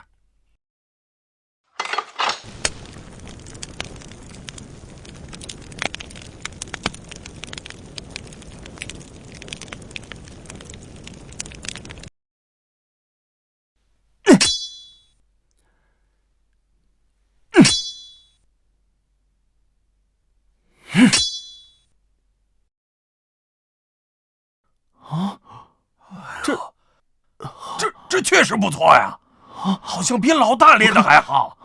你看，难道你也会熟铁冶炼之法？这冶炼之法就是我发明的。发明的是他呀！这是他？真的假的？什么？会吧？你是那个青年才俊大长脸？你所以是你懂铁炼之法，还是我懂啊？不信啊！是真的。好了，诸位啊，我来这里呢，并不是为了镀金，我来这里是要为大研军队做事，是来打匈奴的啊！只要诸位配合我，保准你们能拿下军功。我们不过就是负责锻造、维护将士们的武器装备，立什么功啊？就是啊，撑死了就是每年盘点的时候，上面给些奖赏嘛。是啊，对啊，对，来，走。啊，什么这是？来，看好了啊，这些就是能让我们锻造房立功的东西。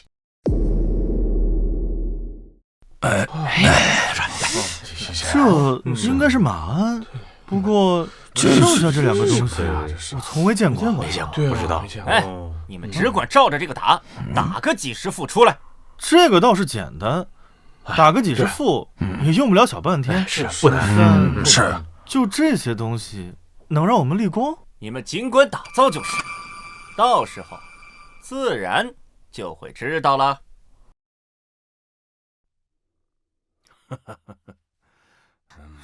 爹，你干嘛对秦城那副态度啊？他的发明可是造福了天下百姓啊！哎呦，我的小祖宗啊！爹是让他先待在安全的地方，还答应了有机会给他点军功嘛。这要是别的什么世家少爷，爹鸟都不会鸟他。可他说了，他来这不是为了镀金的，是真的要为大研解决匈奴之患的。解决匈奴之患，陛下都做不到，几十万大军都做不到。他什么？他不一样。哎呀，好啦，静儿，爹承认他有才华，但在军中和外头他不一样。你信不信？那小子连后勤那几个小杂毛他都搞不定。他不会的。静儿，你该不会是看上他了吧？我没有。不行啊，爹不同意。为何？凭他的发明创造，足以要留名青史啊！哎，爹知道，但他毕竟只是平民出身，咱们孟家世代武勋，爹希望静儿以后的夫君是能够在战场上英勇杀敌、军功赫赫的大英雄。报！将军，发现匈奴骑兵的消息了。有多少？在什么位置？回将军，大约100余骑，似乎是想从西边绕过防线。哼，又是群不死心的，想着看能不能钻空子。传令，让王立派人去把他们解决掉。是。慢着，让王立先过来。是。算这小子运气好，这一小股匈奴啊，随随便便就能解决掉。回头爹让他跟着一起出城，也算是小小立上一功了。不会有什么危险吧？危险，最大的危险就是被军中的将士耻笑。将军，王丽，你派人去把那一小股匈奴解决掉，记着给那小子派个几十号人，回头等打得差不多了，让他领着人在匈奴的屁股后面象征性的追一追，这军功就算他头上吧。行，反正像这种小功劳，其他将士也不屑。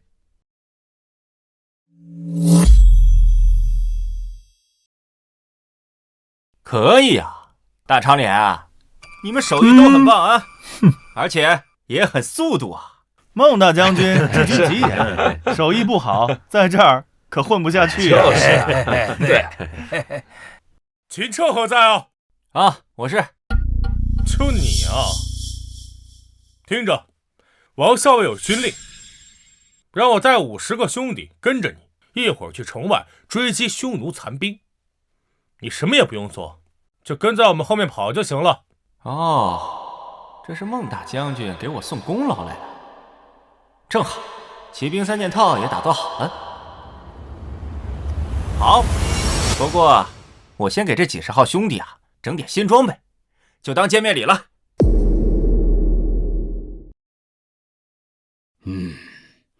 王丽，都安排好了吗？哎，将军放心，区100匈奴而已，我已命人往这个方向追赶了。待到此处，我便让那小子象征性的出去追一下。孟将军，这是又来镀金的富家公子了。希望那位公子不至于吓得从马上掉下去。既希望秦彻可以立下真正的军功，但又怕他有危险。哎，都怪这个坏小子，偏要来军队做什么呀？来了，撤！这小股匈奴骑兵只是试探性能否绕过而已，并无心恋战，被发现便会逃跑的。哎呀，真可惜！要是能追上他们的话，定能轻轻松松全歼了这些混蛋。哎，没办法，论骑术确实不如匈奴啊。等等，怎么好像距离在缩小啊？王丽，你这支小队安排的都是什么人？就是普通的骑兵而已，我临时调过的50余骑。这不可能！难道是匈奴受过重伤，跑不快了？不是匈奴慢了，是我们的骑兵快了。是秦彻，一定是秦彻想的办法，让大颜的骑兵变得更快了。不可能，他才刚来1天，这骑兵的速度怎么可能跟他有关系呢？依旧是我大颜的战马和骑兵，怎么会突然跑这么快？本将戍边这么多年，还从未见过大颜的骑兵能够追上匈奴的骑兵。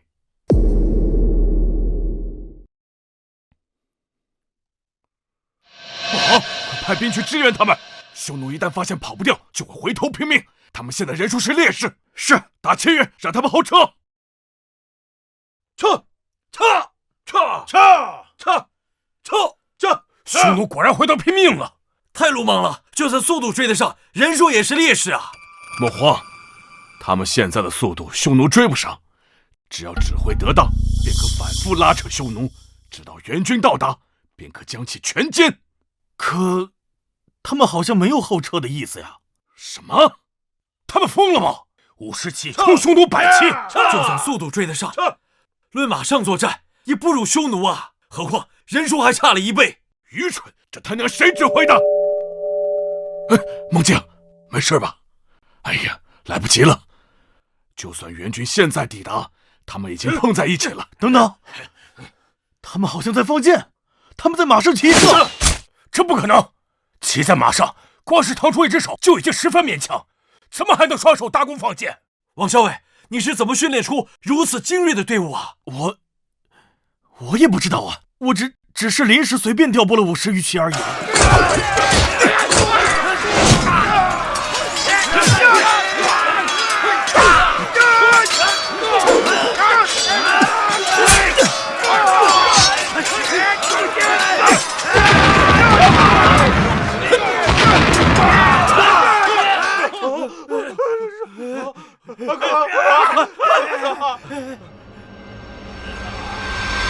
大颜50骑对冲匈奴100骑，全歼！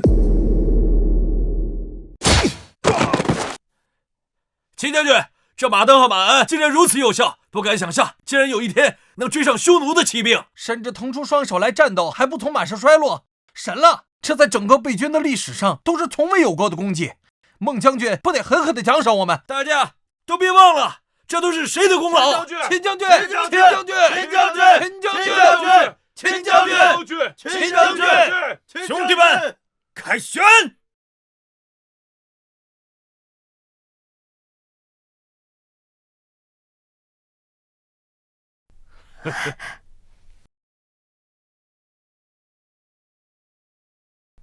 秦彻，报告将军，校尉，此番出城50骑，全歼匈奴100余骑，无人受伤。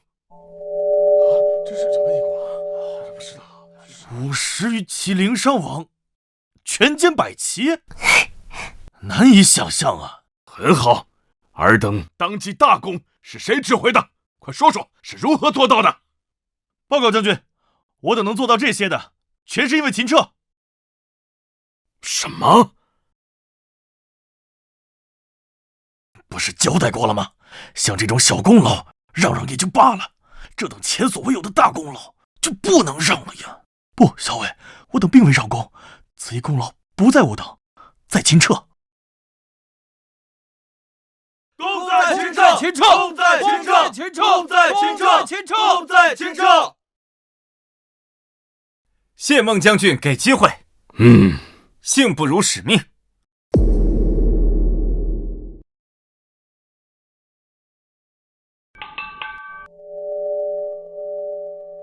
竟然靠着这几个小装备，就能让大燕骑兵的速度提升一截，还能腾出双手作战。这东西也是你发明的？那是自然。太好了，从此我大燕骑兵不再落于匈奴了。若匈奴再敢来犯，就不只是驱赶那么简单了，我们可以翻手打回去啊！我以为此人能发明出炼制熟铁之法，便已经是天纵奇才，没想到他竟然还能发明出这种直接改变战争格局的东西。进而这么相信他，不是没有道理。秦公子，本将先前对你的看法和态度郑重道歉。第一次见孟将军竟然会对一个晚辈认错。哎呀，孟将军，你这是干什么呀？再说了，咱们大家都是为了大燕的百姓啊！对，好一个为大燕百姓！孟将军，王校尉，这些装备啊，咱们还得尽快的打造，尽快的给咱们北军给装备上，不然只要见过一次，定能回去复制8、9不离10啊！怪不得你们今天要将那队马队全歼啊！这要是跑了1、2个，那这马镫、马鞍的妙处，不就被他们知道了吗？对呀。传令，全军所有工匠轮流倒班，歇人不歇炉，全力打造这马鞍、马镫、马蹄铁。诺。秦彻，此番你立了大功，这几样东西的价值远超数10万大军。本将现在任命你为军侯，统领整个北军的后勤生产锻造事宜。定不辱使命。孟将军，我有一事相求。哦，但说无妨。我想让将军修书一封，以大燕北军大将军的身份，向陛下讨要一些东西。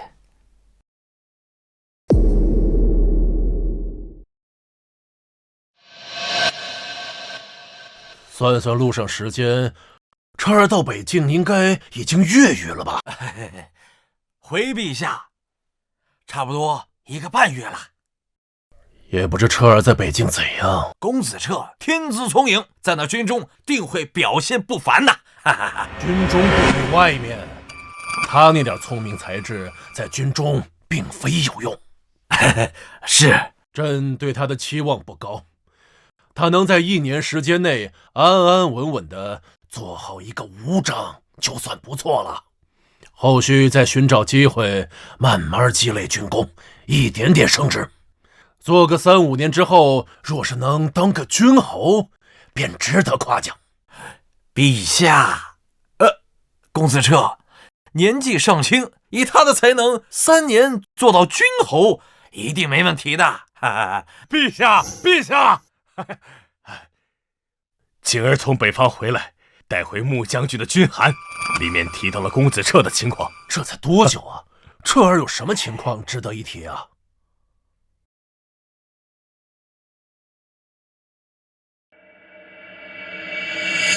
孟坚，你该不会是将彻儿的身份透露给孟博了吧？臣不敢。景儿和孟将军绝对不知道公子彻的真实身份。莫非公子彻冲撞了孟将军？应该不至于吧？哼，难说。这小子时常没大没小的。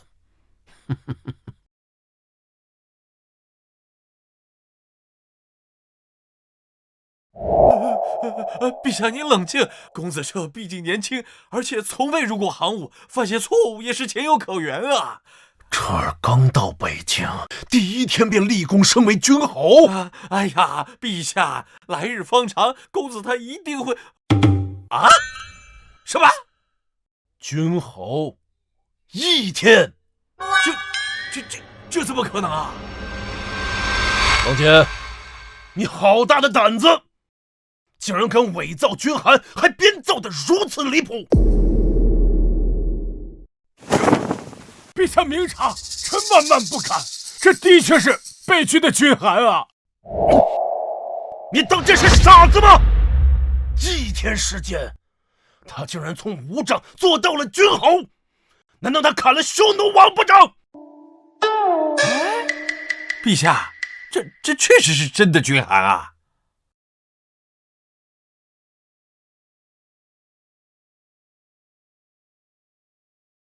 确实是真，这怎么可能？莫非是孟将军搞错了？不，里面说彻儿发明了马镫、马蹄铁的东西。马镫，还改良了马鞍，令大燕的骑兵从此以后不弱于匈奴，还以50骑对抗匈奴100骑。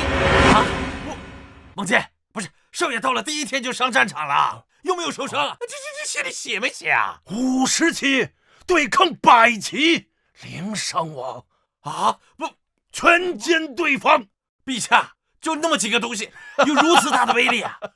陛下，今儿还说孟将军大为欣喜，直言或许从此以后，大燕和匈奴攻守之势一也。攻守之势一也，攻守之势一也。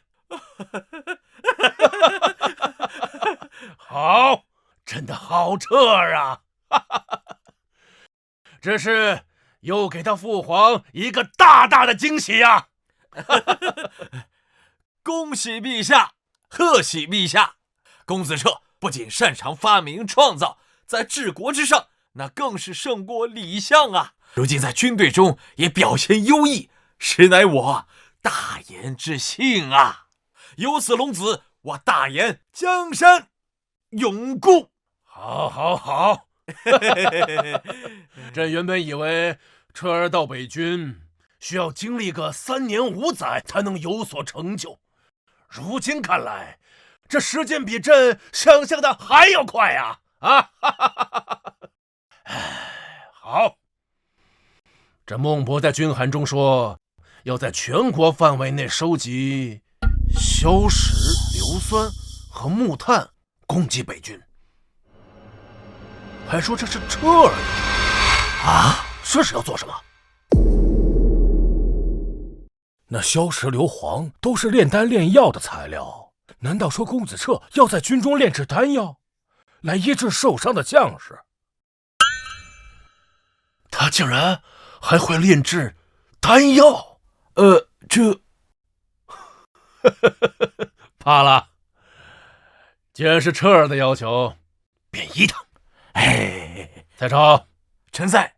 你同李廷成一起去办这件事儿，越快越好。是，臣领命。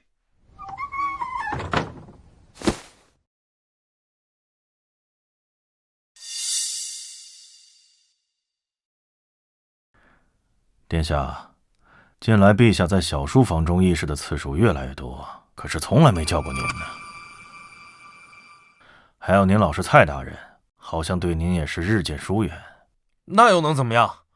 父皇一定有他的考量，而且大皇子也同样未参与议政啊。殿下糊涂啊！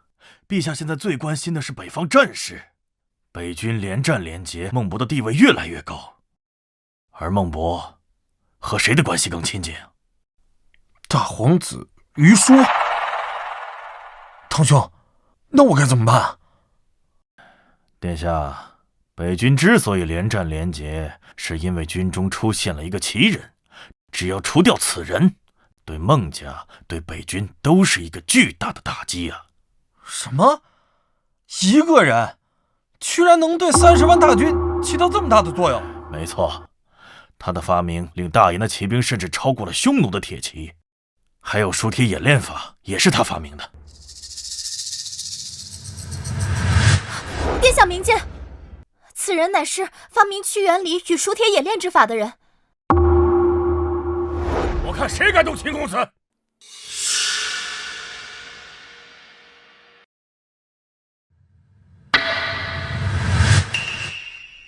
是他！看来殿下见过此人了。对，而且父皇带着蔡大人、李大人、孟大人一同出宫去找他。殿下，由此可见此人之重要啊！只要除掉此子，如断孟家一臂啊！那我该怎么办？堂兄，你可一定要帮帮我呀！啊！殿下莫慌，既然此人在军中，那我们借军中之人做些手脚，借匈奴的手斩杀此子。对，杀了他，一定要把他杀了，以绝后患。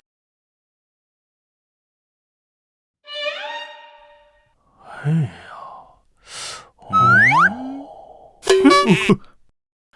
秦彻，这就是你所说的火药？你让孟将军收集硝石、硫磺什么的，就是为了做这个？不错，这么小一个东西啊，里面加些碎铁片，足以炸伤半径10丈左右的敌人。10丈？10丈，就这么个小玩意儿？我不信。你个野猪，拼不了西康的玩意儿！我跟你说，这玩意儿在你10丈之内爆炸，不说要你命，也要让你缺胳膊断腿。当真这么厉害啊？这是什么法术不成吗？哎呀！报！王校尉，探子侦查到10里外有200余骑匈奴，鬼鬼祟祟的在游走，不知道在做些什么。这些匈奴真是烦不胜烦！传令，调拨500骑出城，速速将其歼灭。去！是。回来！记住，一定要全歼，不能让他们跑回去。是。等会儿，带些人跟你一块儿去，正好让你开开眼界。这，好吧，注意安全，走。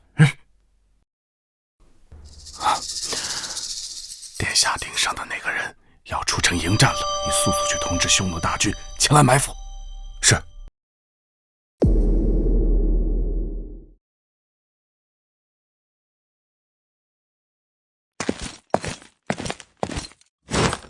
将军，又有小股匈奴骑兵前来骚扰。大约200余骑，大概是上次那100余骑被全歼之后，想来打探虚实。现在马镫等物还未装备全军，你尽量不要让他们逃回去了。属下已经叮嘱过了。另外，秦君侯带了几十骑也出城追击去了，说是要展示一下他新发明的火药。火药是何物啊？属下也不知，只知道是普通陶罐大小。秦君侯却说能杀伤半径10丈的敌人。陶罐大小，杀伤10丈，全天下怎么可能会有这样的东西？想要这么大范围的杀伤，只有投石炮投出的巨石。是啊，属下也觉得颇为离奇呀。若真有这种东西，再加上马镫之物，那荡平草原岂不是轻而易举吗？报！将军，城外20里发现匈奴大军埋伏，粗略估算约2000余骑。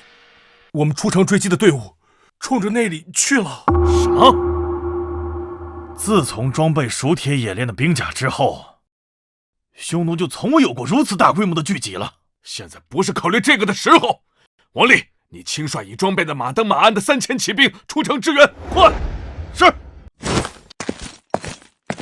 将军，匈奴大军埋伏的位置太远，秦军侯那500骑怕是救不回来了。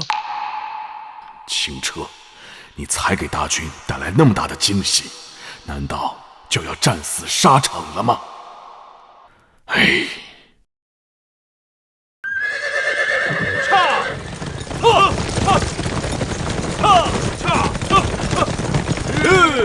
这匈奴大军还有多远？大约还有5、6里地。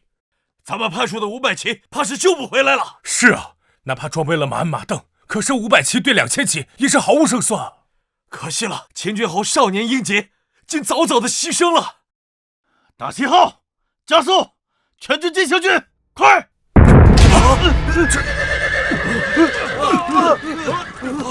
这是什么动静？怎么回事？雷鸣！是。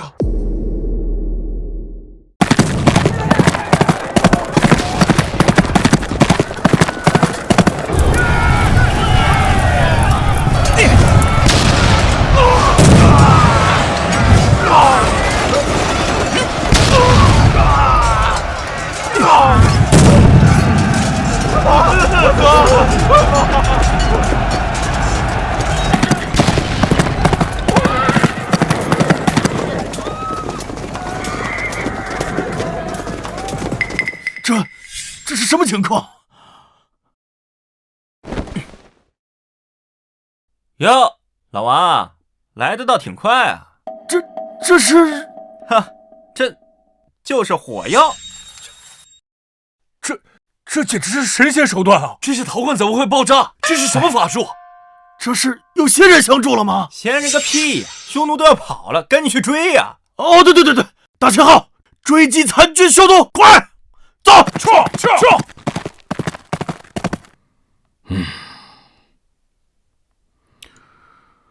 哎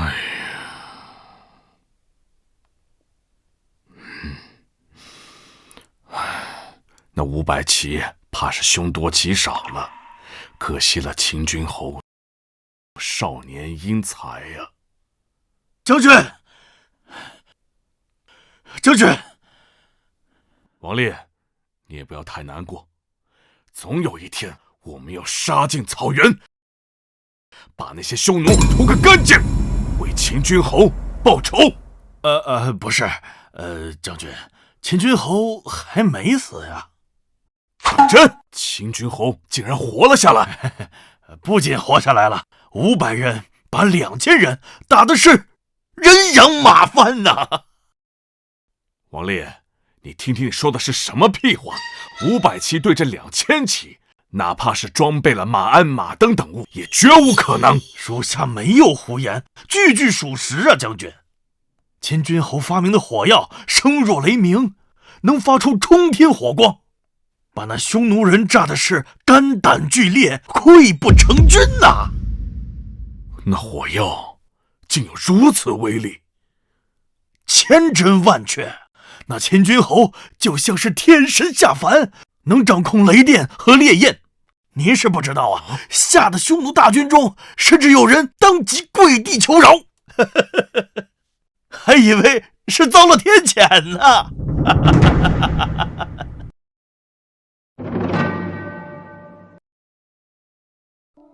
这就是火药，这么小的东西，真有那么大的威力？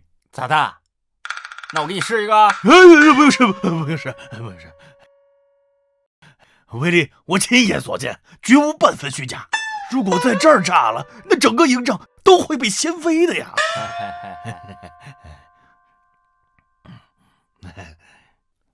秦军侯，今日你又立了个大功啊！经此一役，你的名号怕是要传遍整个北军吧？哎，都是同胞，说那个对吧？原以为只是个来镀金的子弟，没想到竟然给北军带来了这么大的惊喜。500骑对2000骑，难以想象，难以想象呢！这火药的发明意义太过于重大，本将不敢随意定夺你的功劳，必须上呈陛下才好决定。你得多等待一些时日了。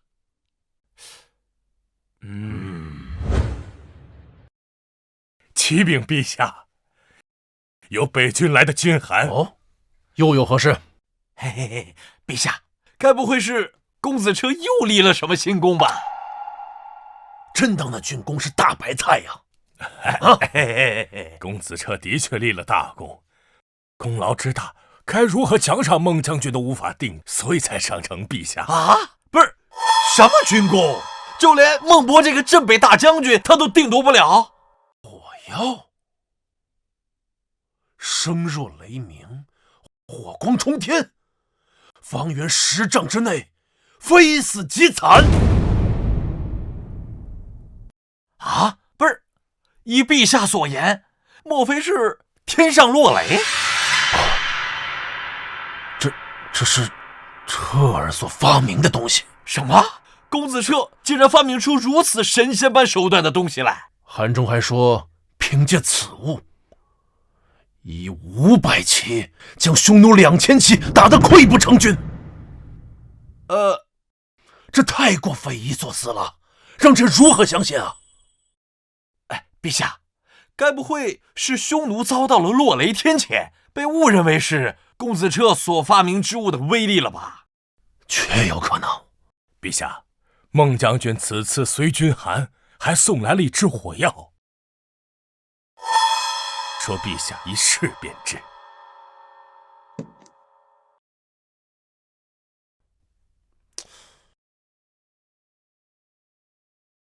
幸好大哥想得周到，不然光凭军函上的描述，这谁敢相信？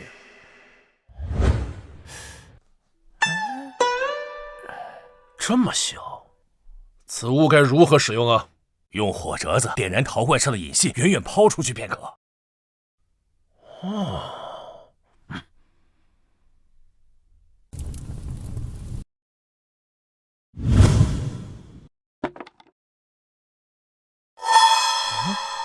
父皇，他在此做甚？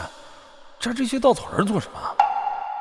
不管了，许久没和父皇私下里说话了，赶紧先去打个招呼。父皇！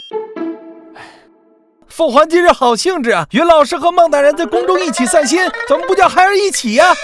孩儿好帮您捶捶腿、揉揉肩呢。父皇，殿下不要过来，不要过来！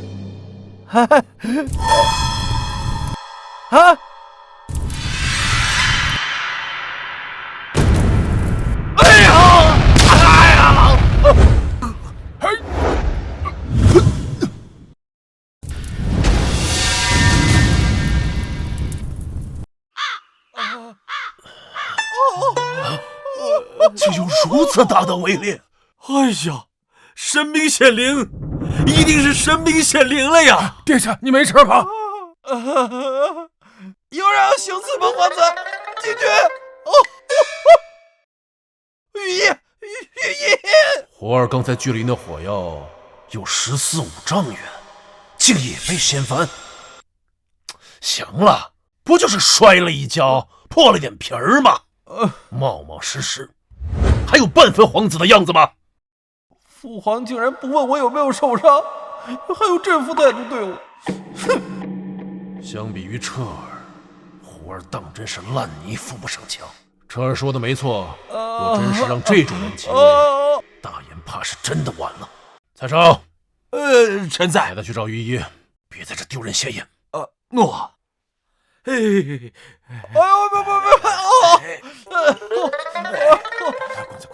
父皇，这不明摆着有人在宫中要谋害孩儿吗？你都不管吗？蠢货，眼光比盘子还浅。这些年，你可也为大燕做过半分功绩，有何谋害的价值？蔡少，赶快给他带走。是。快走。殿下走吧，殿下。走了。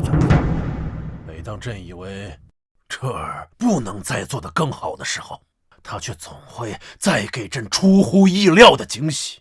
这火药足以改变天下格局。陛下，先前公子彻所讨要的硫磺、硝石等，就是为了制造这火药。依公子彻所言，这火药造价并不昂贵，完全可以大批量的生产。大批量生产？那再加上马镫等物，岂不是说，依孟将军所言，或可永绝匈奴之患？永绝匈奴之患？没错，陛下。孟将军说，马镫之物已经全军装备，火药也在大规模的生产。公子彻还改造了军弩，称之为神臂弩，威力更大，操作更简单。现在我北军铁骑已远胜匈奴，永绝匈奴之患，永绝匈奴之患。匈奴为患多年，我大言不得不增加更多的人力财力，驻扎大军，修建长城，负担极重。没想到啊，朕在有生之年竟然能看到永绝匈奴之患。请陛下下诏。好，封孟博为征北大将军，北军改为征北军，不日开拔，永绝匈奴之患。封前彻为校尉，统兵2000。陛下圣明。等彻儿回来后，朕要昭告天下，他是朕的儿子，他也将会是大言的太子。哎呀，轻点，你这个蠢货呀！信不信本王杀了你啊！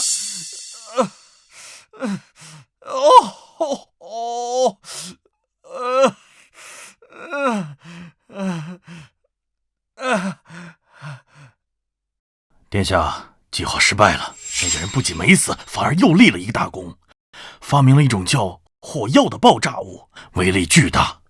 有这小子在，孟家的势力怕是越来越大呀！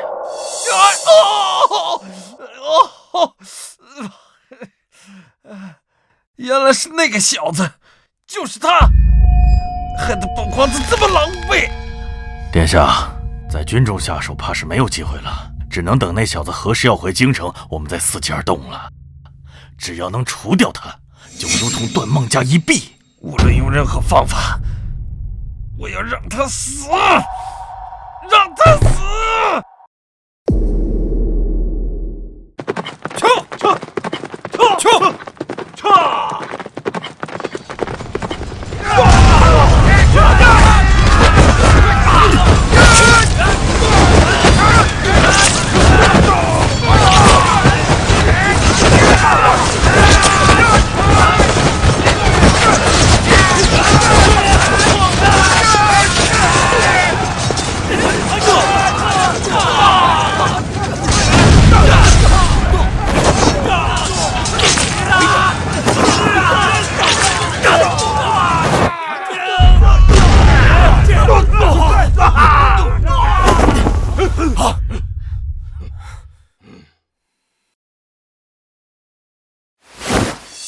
你就是匈奴王？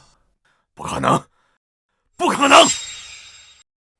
你们大言的士兵怎么能杀入我草原王庭？大言的骑兵怎么可能比得我草原儿郎？白痴，时代变了。我不信，短短不到1年的时间，哪有什么时代？哪来的什么时代？我不信！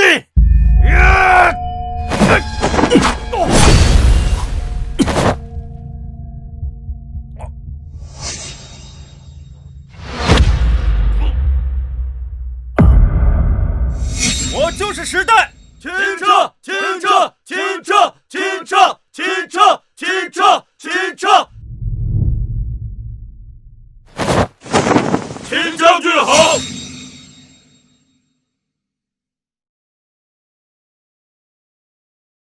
我王立好歹也是出身武勋世家，在北军待了近10年，更是你之前军中最年轻的校尉，可如今跟你站在一起，我就像个透明人似的。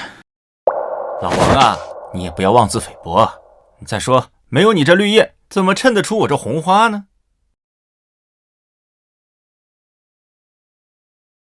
你们来了。孟将军，秦彻啊，秦彻，本将真是想不到，你的到来居然会带来如此巨大的改变。直到今天，本将仿佛跟做梦一般。是啊，这谁能想到，拖累我们这么多年的匈奴，不到1年的时间，灰飞烟灭了。而且啊，大燕的版图扩大了许多呀。哎，这才哪跟哪儿啊！以后啊，全世界只有一个大燕。好了，本将还得待在北疆收尾，你们早点上路吧。秦彻这军功，等你们回到京城后，让陛下亲自给你册封。孟将军告辞。那个，回去之后，帮我多照看点静儿。嗯？你发明了马镫、火药、神秘弩，又是第一个踏破匈奴王庭、斩首匈奴王的，这功劳恐怕陛下是直接给你封个侯了吧？哼，功名于我如浮云，只不过都是为了全天下百姓。等扶持老爹上皇位，我就是太子了，还要啥爵位？你要是封了侯，那就是大燕历史上最年轻的侯爵了，这一脚踏进了世家权贵啊！唉，匈奴啊，是大燕的外患，世家权贵才是大燕的内忧。世家权贵怎么了？嗨，你不懂。等回去之后啊，我就要处理朝堂上世家权贵的问题，有的忙喽。啊？为什么要让你处理啊？哎，还不都是为了我那不争气的老爹啊！我不解决，难道之后等着他解决吗？你爹？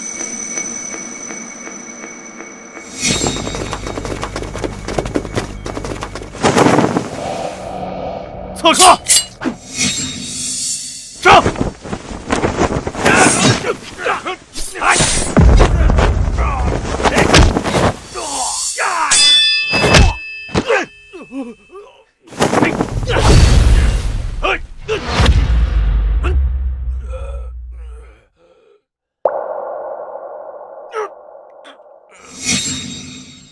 竟如此果决，哪里来的死士？为何冲着我们来？他不是冲我们来的，而是冲着孟将军来的。哦，也是，你是孟将军手下，此番又立大功，将来必定是加官进爵啊！杀了你，对孟将军也是一种巨大打击啊！嗨，这就是我刚才说的，世家权贵是大燕的内忧。他们把所有的精力全都用来扩大自己手中的权贵，根本不会想着为天下的百姓去做事。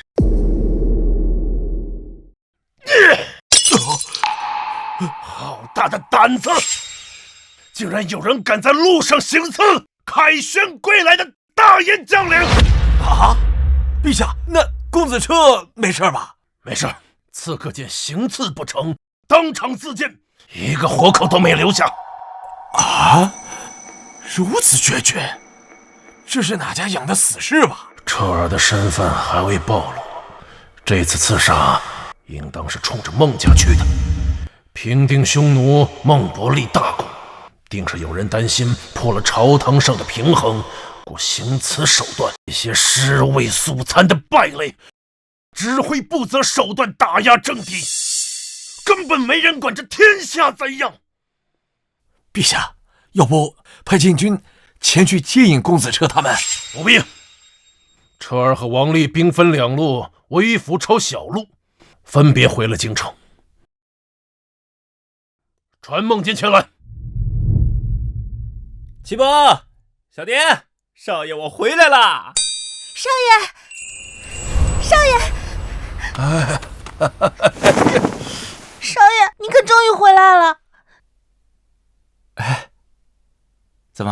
这么想少爷呀？要不少爷今天晚上赏你，给我暖被窝？少爷一回来就使坏。少爷，你可回来了！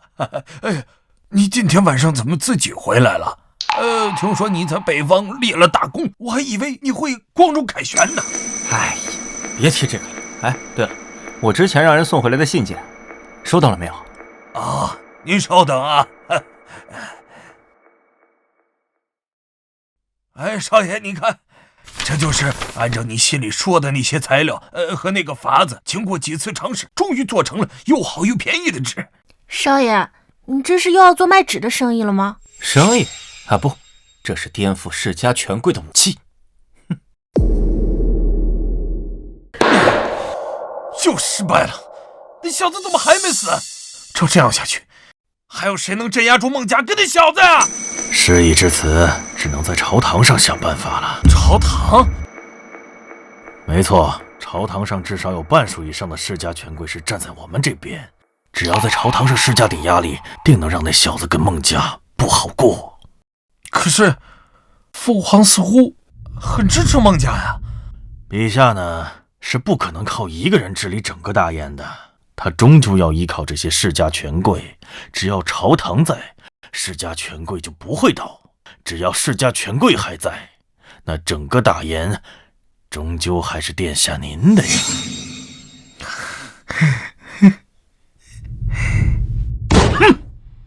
这一群混蛋越发嚣张，竟敢在朝堂上顶撞朕！陛下，那秦彻出身贫贱，且尚不及20岁，万不可封侯拜将。大燕从未有如此先例。陛下，孟大将军贸然出兵，这般冒取实不可取。稍有闪失，便是将大燕置于万劫不复之地。臣以为，应当撤了他的大将军职。臣附议。身为将军，为国征战本就是分内之事。臣以为，无论是孟将军还是那秦彻，都还不到论功行赏的时候。这些人担心灭兄之功令孟家势大，自然会极力打压。陛下明鉴，我孟家一心为国，绝没有别的想法。朕以为，大燕最大的敌人是匈奴，灭了匈奴，朕才越来越清楚，大燕的心头之患不在外边，而在这朝堂之上，就在这群京城世家当中。匈奴可灭，世家难除啊！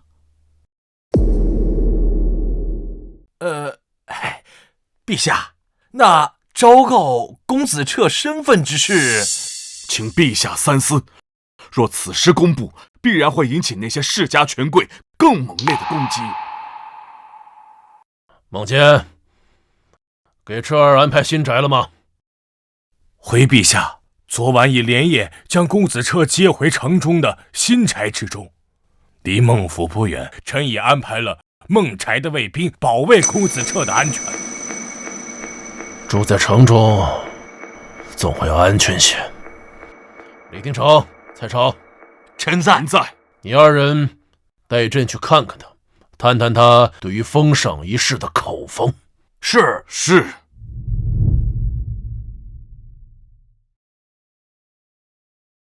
哎呦，轻点啊，千万别磕坏了。哎，花盆也要小心点啊，别打碎了哦。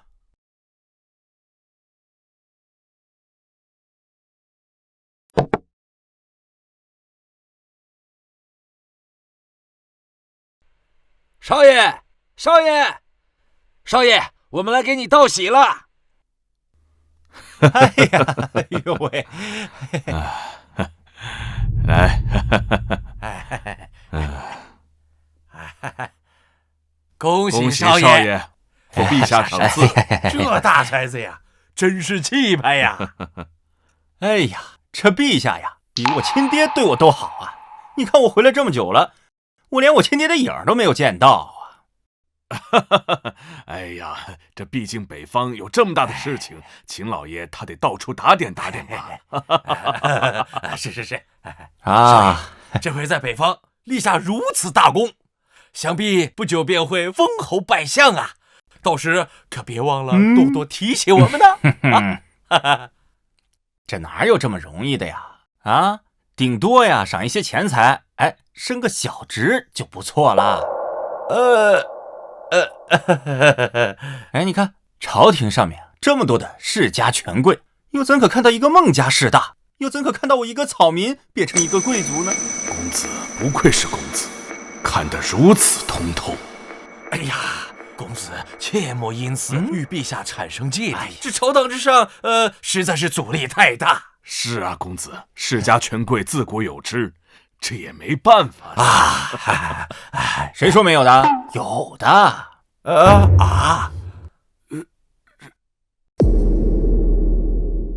哎呀，公子莫要说笑了。自古以来，世家权贵便是朝堂的一部分嘛，怎么能说除掉便能除掉呢？是啊，公子还是小瞧了世家权贵的能量啊。不过也难怪，毕竟公子啊，从来没有接触过朝堂啊。是。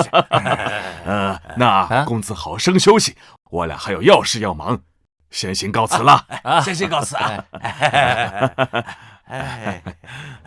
不送啊。目光短浅哟，这世家根基啊，在垄断知识，从而垄断官位。只要降低知识传播的成本，自然就会动摇世家根基。少爷，我给几家售卖纸笔的商家送了样品，您做的纸张品质更好，成本更低，一定畅销啊！好，启博，你告诉他们，我要纸张卖到现金5倍的价格啊！5倍？少爷，您不是说这造纸术不是为赚钱吗？哎呀，我不赚穷人的钱，这纸张的生意都是那些世家权贵在做。他们害少爷我的封赏没了，我不得在他们身上收点利息吗？少爷这是想坑权贵。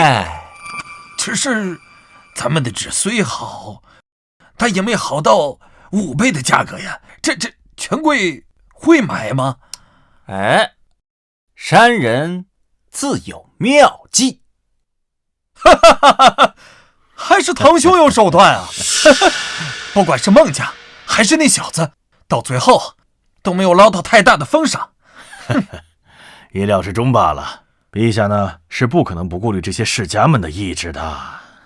我听说那个叫秦彻的小子，正在满大街的推销他做的纸张呢。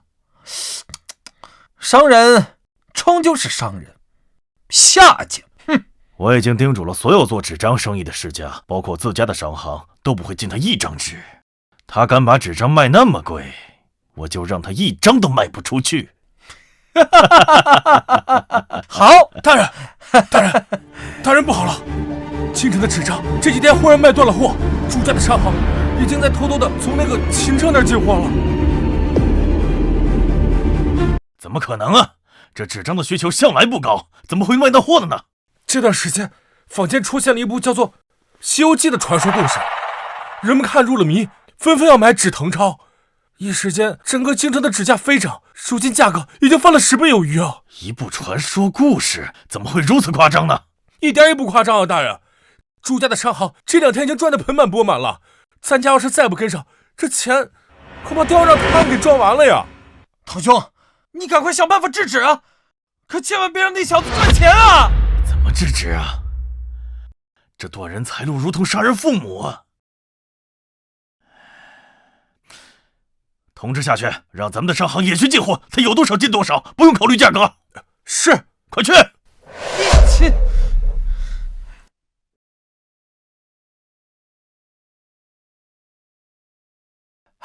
少爷，你算的没错，就连皇室宗亲背景的商行都来找咱们购买纸张了。意料之中罢了。怎么样？咱们的货卖了多少啊？哎呀，几乎都卖空了。我涨了2成价，也都卖空了，一个个都跟疯了似的，就怕抢不到的。少爷，你先跟我说说，那孙猴子被如来抓住之后，到底怎么样了？人家晚上都睡不着了。想知道啊？可想了，现在整个京城的人都在讨论呢，所有人都想知道。好，那就打明儿起，让全天下的人都知道《西游记》断更了。断更？为何呀？这一断更，那纸就不好卖了呀。齐伯，赚钱脑子都赚昏了吧？啊，还记得一开始本少要跟你说的什么吗？哦，对，让百姓用上更便宜的纸。原来如此。这《西游记》一断更，这纸就不好卖了。那些世家的商行不可能任由那么多纸烂在库房里，他必然要降价甩卖。没错啊，少爷，你真的不写了吗？我好想知道后面到底怎么样了。晚上来我被窝，我偷偷告诉你哦。少爷讨厌。看来我来的不是时候啊。不，孟小姐，你来的正是时候。不正经，这么晚叫人把我喊过来做甚啊？从明天开始，囤在你家商行的纸张开始低价倾销。你确定？确定，最低价。来，干杯！干！哎呀，这一波纸张价格疯涨，好歹是让咱们赶上了。我可是囤了12万两银子的货呀，不知诸位怎么样啊？哎呀，还是你们下手快呀！我只囤到了7万两，恐怕呀赚不了许多喽。哎，这就得怨秦大人了。要不是他叮嘱别进那小子的货，怎么会进货慢了呢？哎呀，我也没想到这纸张的价格会如此疯涨。我在这儿呢，自罚一杯，给大家赔个不是。不妨。反正啊，现在整个京城所有的纸张都在咱们手里啊，那还怕赚不着钱吗？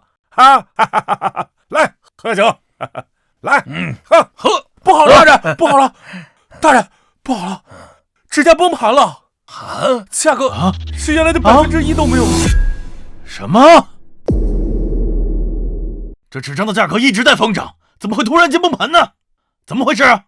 之前写《西游记》的那个人说，这本书不写了，人们不再誊抄，这纸自然也就卖不出去了。糟了，我可是囤了12万两银子的货，不行，我得赶紧脱手。来人，降价出售！你不能降价，你要降，大家就都完了呀！不降我还能怎么办？难道我要眼睁睁的看着我那12万两银子的货烂在库房里吗？哼！传令下去，所有纸张5折出售。3折，我们家3折，赶紧出手！哎呀，走！是，大人，完了，全都完了呀！秦彻，是你逼我的。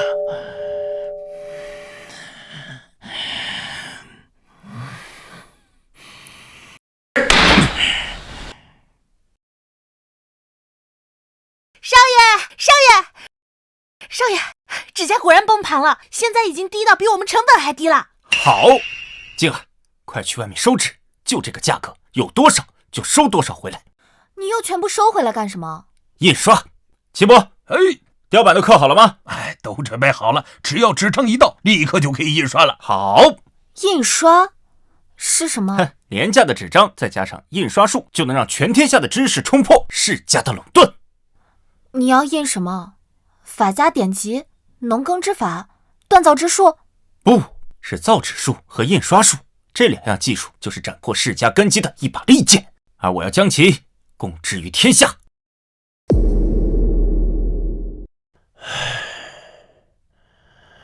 北方的事情终于算是基本理顺了。陛下如此勤勉，实乃我大人之幸啊。车儿已经回来好多天了，都没有时间去看他。想必他对封赏之事一定颇有怨言吧？陛下多虑了。公子彻如此聪慧，自然看得出那些都是世家权贵们阻挠，绝非陛下本意呀。世家之极早已累积1000年，岂是一朝一夕可以动摇的？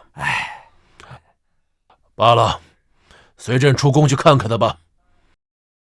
陛下，这是要告知公子彻真实身份了？是时候该告诉他了，也好让彻儿心里先有个底。不过昭告天下之事，还需等上一等。朝堂之上，还要与世家周旋一番呢。陛下，陛下，孟大人，何事如此欣喜啊？陛下最近忙于政务，定不知道京城发生了天大的事啊！再大的事儿，还能比北方的事儿大吗？就是，从某种角度讲，当真不逊于平定匈奴。陛下您看，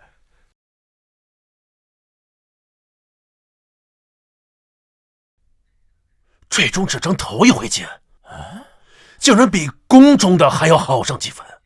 陛下，你再看看里面。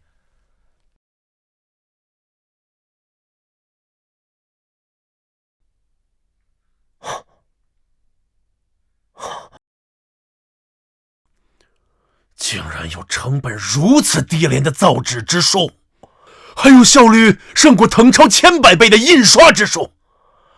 有了这两种技术，天下百姓皆可读书学习了。据公子彻所言，这两项技术便是斩向世家根基的两柄利剑。你是说，这也是彻儿弄出来的啊？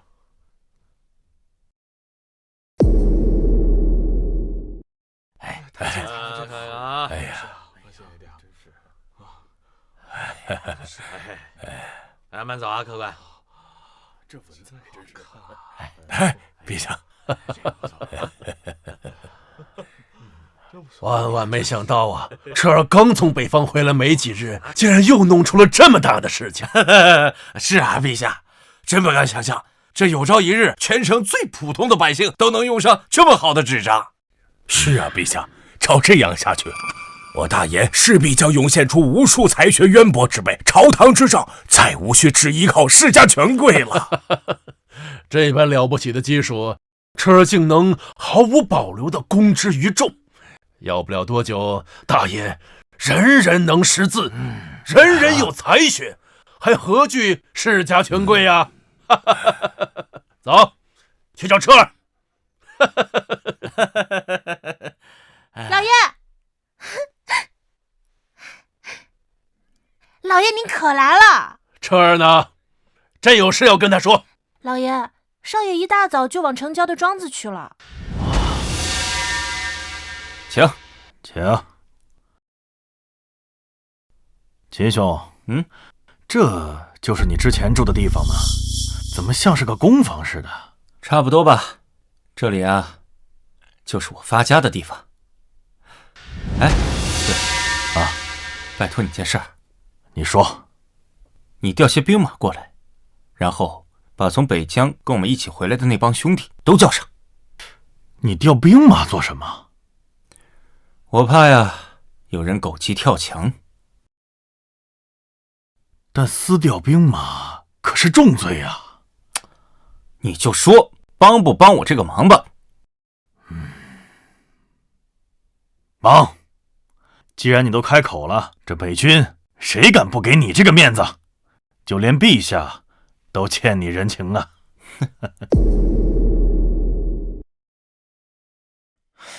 秦城，你到底是怎么搞的？本皇子早跟你说不要去买那小子的纸，现在被人家白白算计。许多世家告状都告到我这儿了，不知多少钱被丢进了水里呀！殿下，现在还是计较那些钱财的时候吗？世家的根基都快被那小子给挖没了。什么？这么严重啊？那小子好恶毒的手段，照这样下去，不出20年，朝堂上的世家就会变成无根之水，到时候没人支持你继位了。那我该怎么办？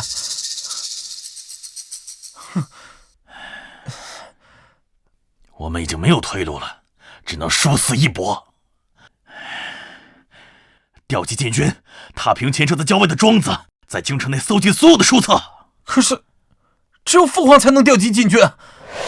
你不是皇子吗？你不是想当太子吗？那你就是未来的大燕皇帝啊！怎么调不了禁军啊？你要是再优柔寡断，你这辈子都别想。我没有兵符啊！没有我们可以造啊！造！连你老师都不管你了，你还想依靠谁呀？这次你要不狠下心来，这辈子没机会当太子了。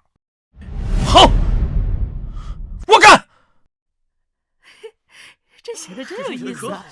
我看看你的，都上瘾了。哎呦，这怎么回事啊？啊，怎么了？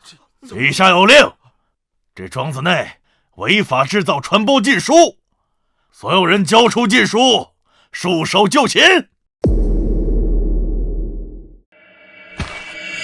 我乃大研北军校尉秦彻，是谁敢胡乱造谣啊？他可是大名鼎鼎的秦校尉啊！我听北方回来的兄弟说了，秦校尉的功劳足以封个大将军，可不知为何迟迟没有封赏。为何我们要对峙秦校尉？秦彻，你身为大研的将领，却做出违法乱纪之事，你要造反吗？哼，空口白牙，凭什么说我造反？就凭本皇子说的。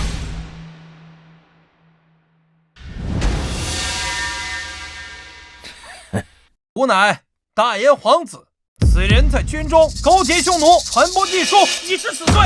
本皇子亲征讨贼，所有人全部退下。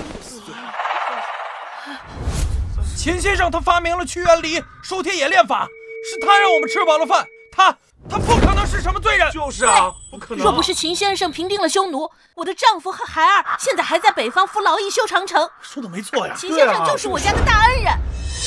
秦先生现在又改良造纸术，发明印刷术，是他让我们普通人都能看上书册。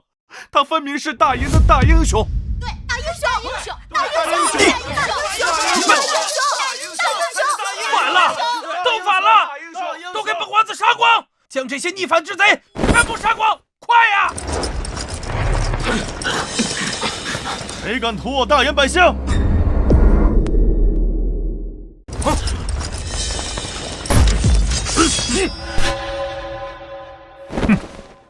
皇帝，他胆！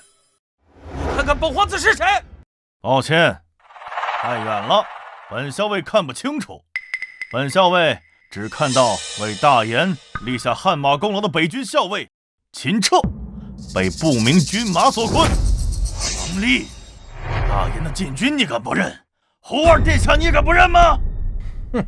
问问我身后的将士们，他们是认你们，还是认秦校尉？秦彻，是北军的兄弟，这到底怎么回事啊？是啊，我们禁军怎么和北军对峙起来了？这是不是弄错了？胡二殿下，本校尉若是没记错的话，就算是皇子，也无权调动禁军吧？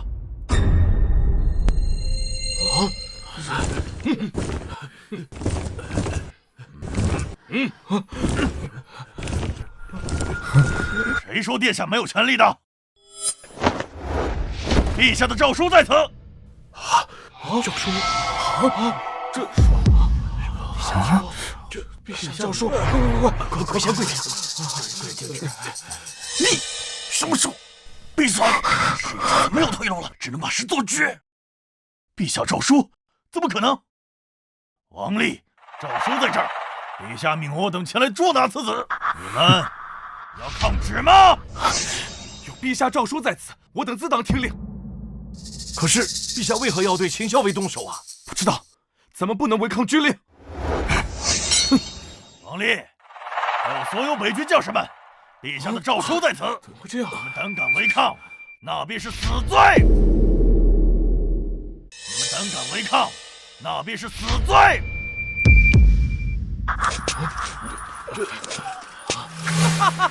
好，快把这小子给我杀了，踏平这个庄子！好，你胡二跟诏书过不去了是吗？啊，不是假诏就是伪造，随便举一块破布就是诏书了吗？哼，大胆！这就是父皇的诏书，你凭什么说是假的？秦彻，胡二殿下贵为大研的皇子，他的诏书是假的，难不成你有真的吗？别跟他废话了，快去把他杀了，把那些书册全部烧了，免得夜长梦多。所有禁军听令，陛下的诏书在此，没有半点虚假，速速拿下此子！胆敢违抗者，格杀勿论。是吗？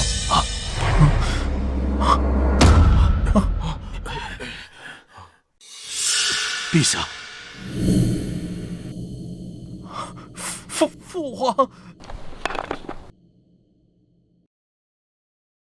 哎呀，爹，你这种时候你冒出来干什么？你不看个场合呀你！这儿，今日便让你重新认识一下为父。什么出息呀？这让你装啥？少爷，你就相信老爷啊！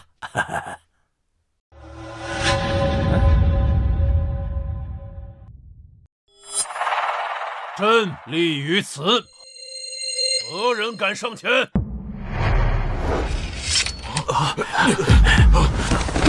参见陛下！参见陛下！啊！没错，咱们的老爷便是当今的皇帝，这普天之下的第一人。而公子你，不，殿下你便是大燕的皇子啊！那我一直在劝始皇帝做自己的法。父皇孩儿错了，父皇，孩儿也是一时糊涂。父皇，不是秦城，是秦城蛊惑孩儿的。父皇，终究还是我输了呀！我的好伯父，我在下面等着你呀！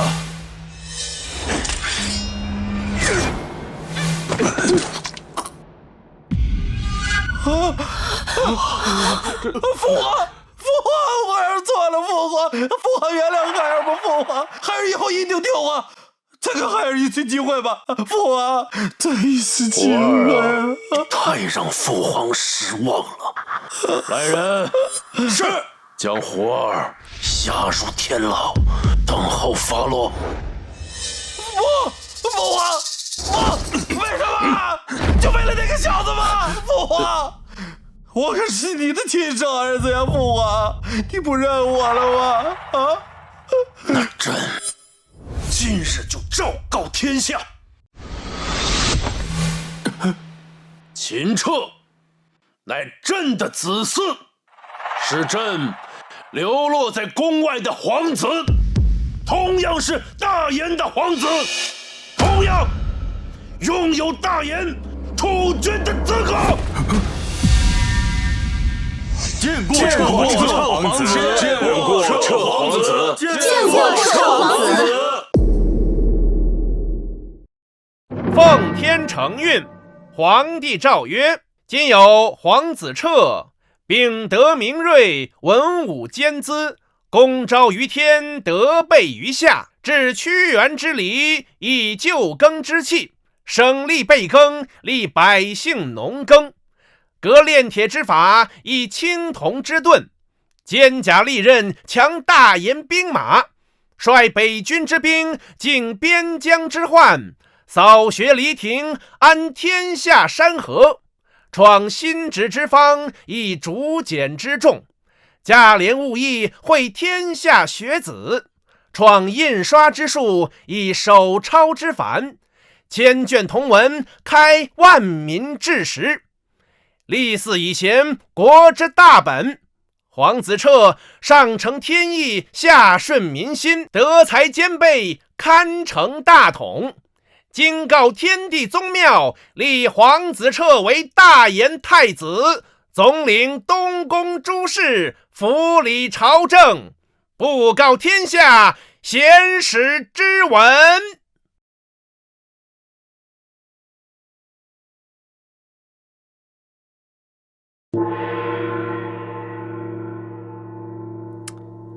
老天，你真是的，整这出你早点告诉我呀！早点告诉你，你还能拿出那么多好东西来吗？诸位，朕今日立皇子彻为大燕太子，令所谓正家而天下定，大将军孟博国之柱石，其女孟氏敬真敬贤淑，朕今赐婚太子彻与孟敬，册孟敬为太子妃，则即日成婚。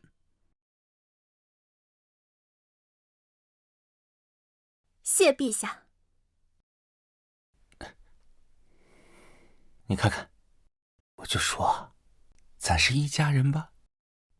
不正经的坏东西！恭贺陛下！恭贺太子！恭贺太子妃！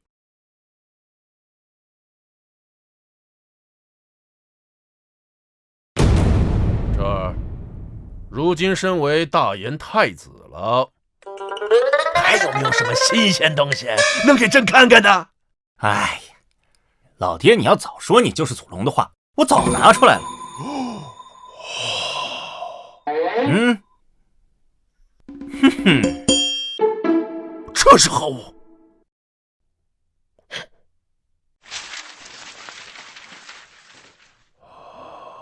世界地图。